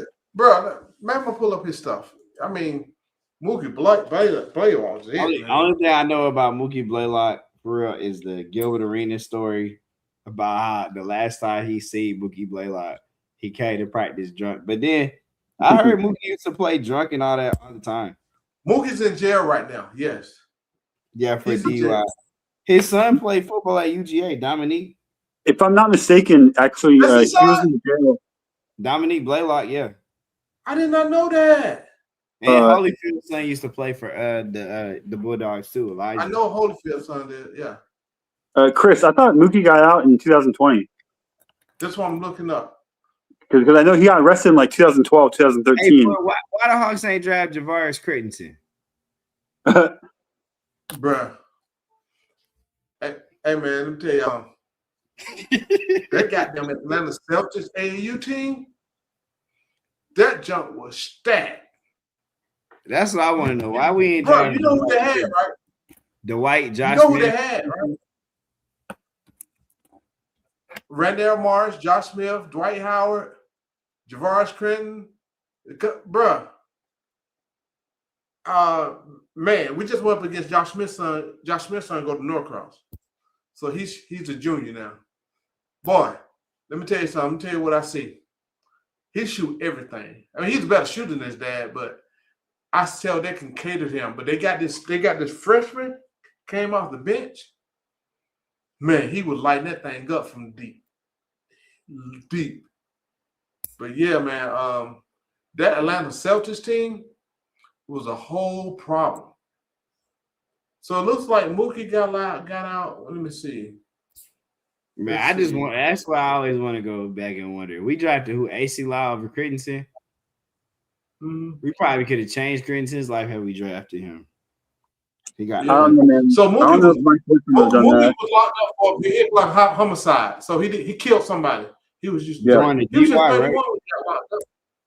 Yeah, he was 31 when he got locked up. So he's out. Let's see. Man, I like the way he played. That's up. Let's see. When did he go to jail? I thought he went to jail in the 2010s. What's his name was good too? Damn, I lost my train of thought. We was talking about Crittenton. Yeah, I don't remember. I like Joe Johnson so much, man. I just wish we could have found that point guard. Like he never got to play with the point guard. Every Hawks team since he's been gone, I'm like, bro, they were a Joe Johnson type of player. Brother, when I was a kid, I was praying that we got Darren Williams. Darren Williams and Joe Johnson would have been spectacular. By the time he got to play with T, it was like too late, man. It was like, bro, all we needed was a point guard. Yeah. And I know we traded for Mike Bibby, but like Mike Bibby wasn't Mike Bibby at that time. He was like 5 years I ain't gonna removed. lie to you. I didn't know who Mike Bibby like. That was when I first started becoming a basketball and a Hawks fan. So I ain't know nothing about no Mike Bibby before he was in Sacramento. When he was in Sacramento, I used to think Mike Bibby was horrible. No shit, no. It's just a little tidbit. Mookie was put on life support in that accident. Damn, I didn't know that. But Mike Bibby was good. Yeah, his prime, not for Atlanta. He was washed up. He was a good vet. All he did was shoot threes, spot up, shoot threes, give us 5 points a night. The trade was good though. Bibby at them Kings games, my boy Mike Bibby looked like he ain't ever put no weight down. Mike Bibby be on the sideline looking like he just do arm work now, straight biceps, upper body. Oh boy, that's all he do. My boy Mike Bibby, I'm like, dang, Mike, put the weight down. Like, what you get ready for, bro? Like you training like you on the yard. Man, Josh Smith was cool though. I rock with Josh Smith. Josh Smith was one of my favorite players for a long time. I just wish he would have accepted the fact that he wasn't that guy and he couldn't shoot like that. But he had all the talent in the world. He was supremely talented. Like watching him play defense, man. I wish we had someone like him on our team now, man. Everybody says Josh Smith wasn't coachable. I disagree. Okay. I disagree. He had his moment, but he wasn't coachable. Gotcha. You know, yeah. John say love Josh Smith in the NBA right now. Man, Josh Smith would pick any damn team he wants right now if he was still in the NBA and played at that level. Oh yeah, prime Josh Smith. Holy moly. Yeah, he played it. Yeah, he was a borderline all-star player. No, he wouldn't took the 00 spot. He took. Yeah, he a power forward. He not a center. Josh Chill is. I like Jalen Johnson as a player more than I like Josh Smith. Even though Josh Smith gave it to you on defense, one because I see Jalen Johnson, he's picking the effort up on defense. So I'm seeing him block. If it wasn't that, Jalen Johnson better than Josh Smith. Okay, cool. Yeah, but I'm trying to figure out what was the difference between why Jalen made it to this level and Josh ain't make it to that level. Jalen understood what his mishaps and his shortcomings were, whereas Josh Smith didn't want to accept the fact that he couldn't shoot. Like if we're keeping it a buck, man, like I can tell you, like when I was at games back then, everyone in the crowd, every time Josh would shoot the ball, would be like, "No!" Literally, it was like that. To this day, I've never seen a home crowd. I've never watched a basketball game. If fans tell their own player no, that shit was so funny. No, he used to just keep shooting at it. Yep. And his son,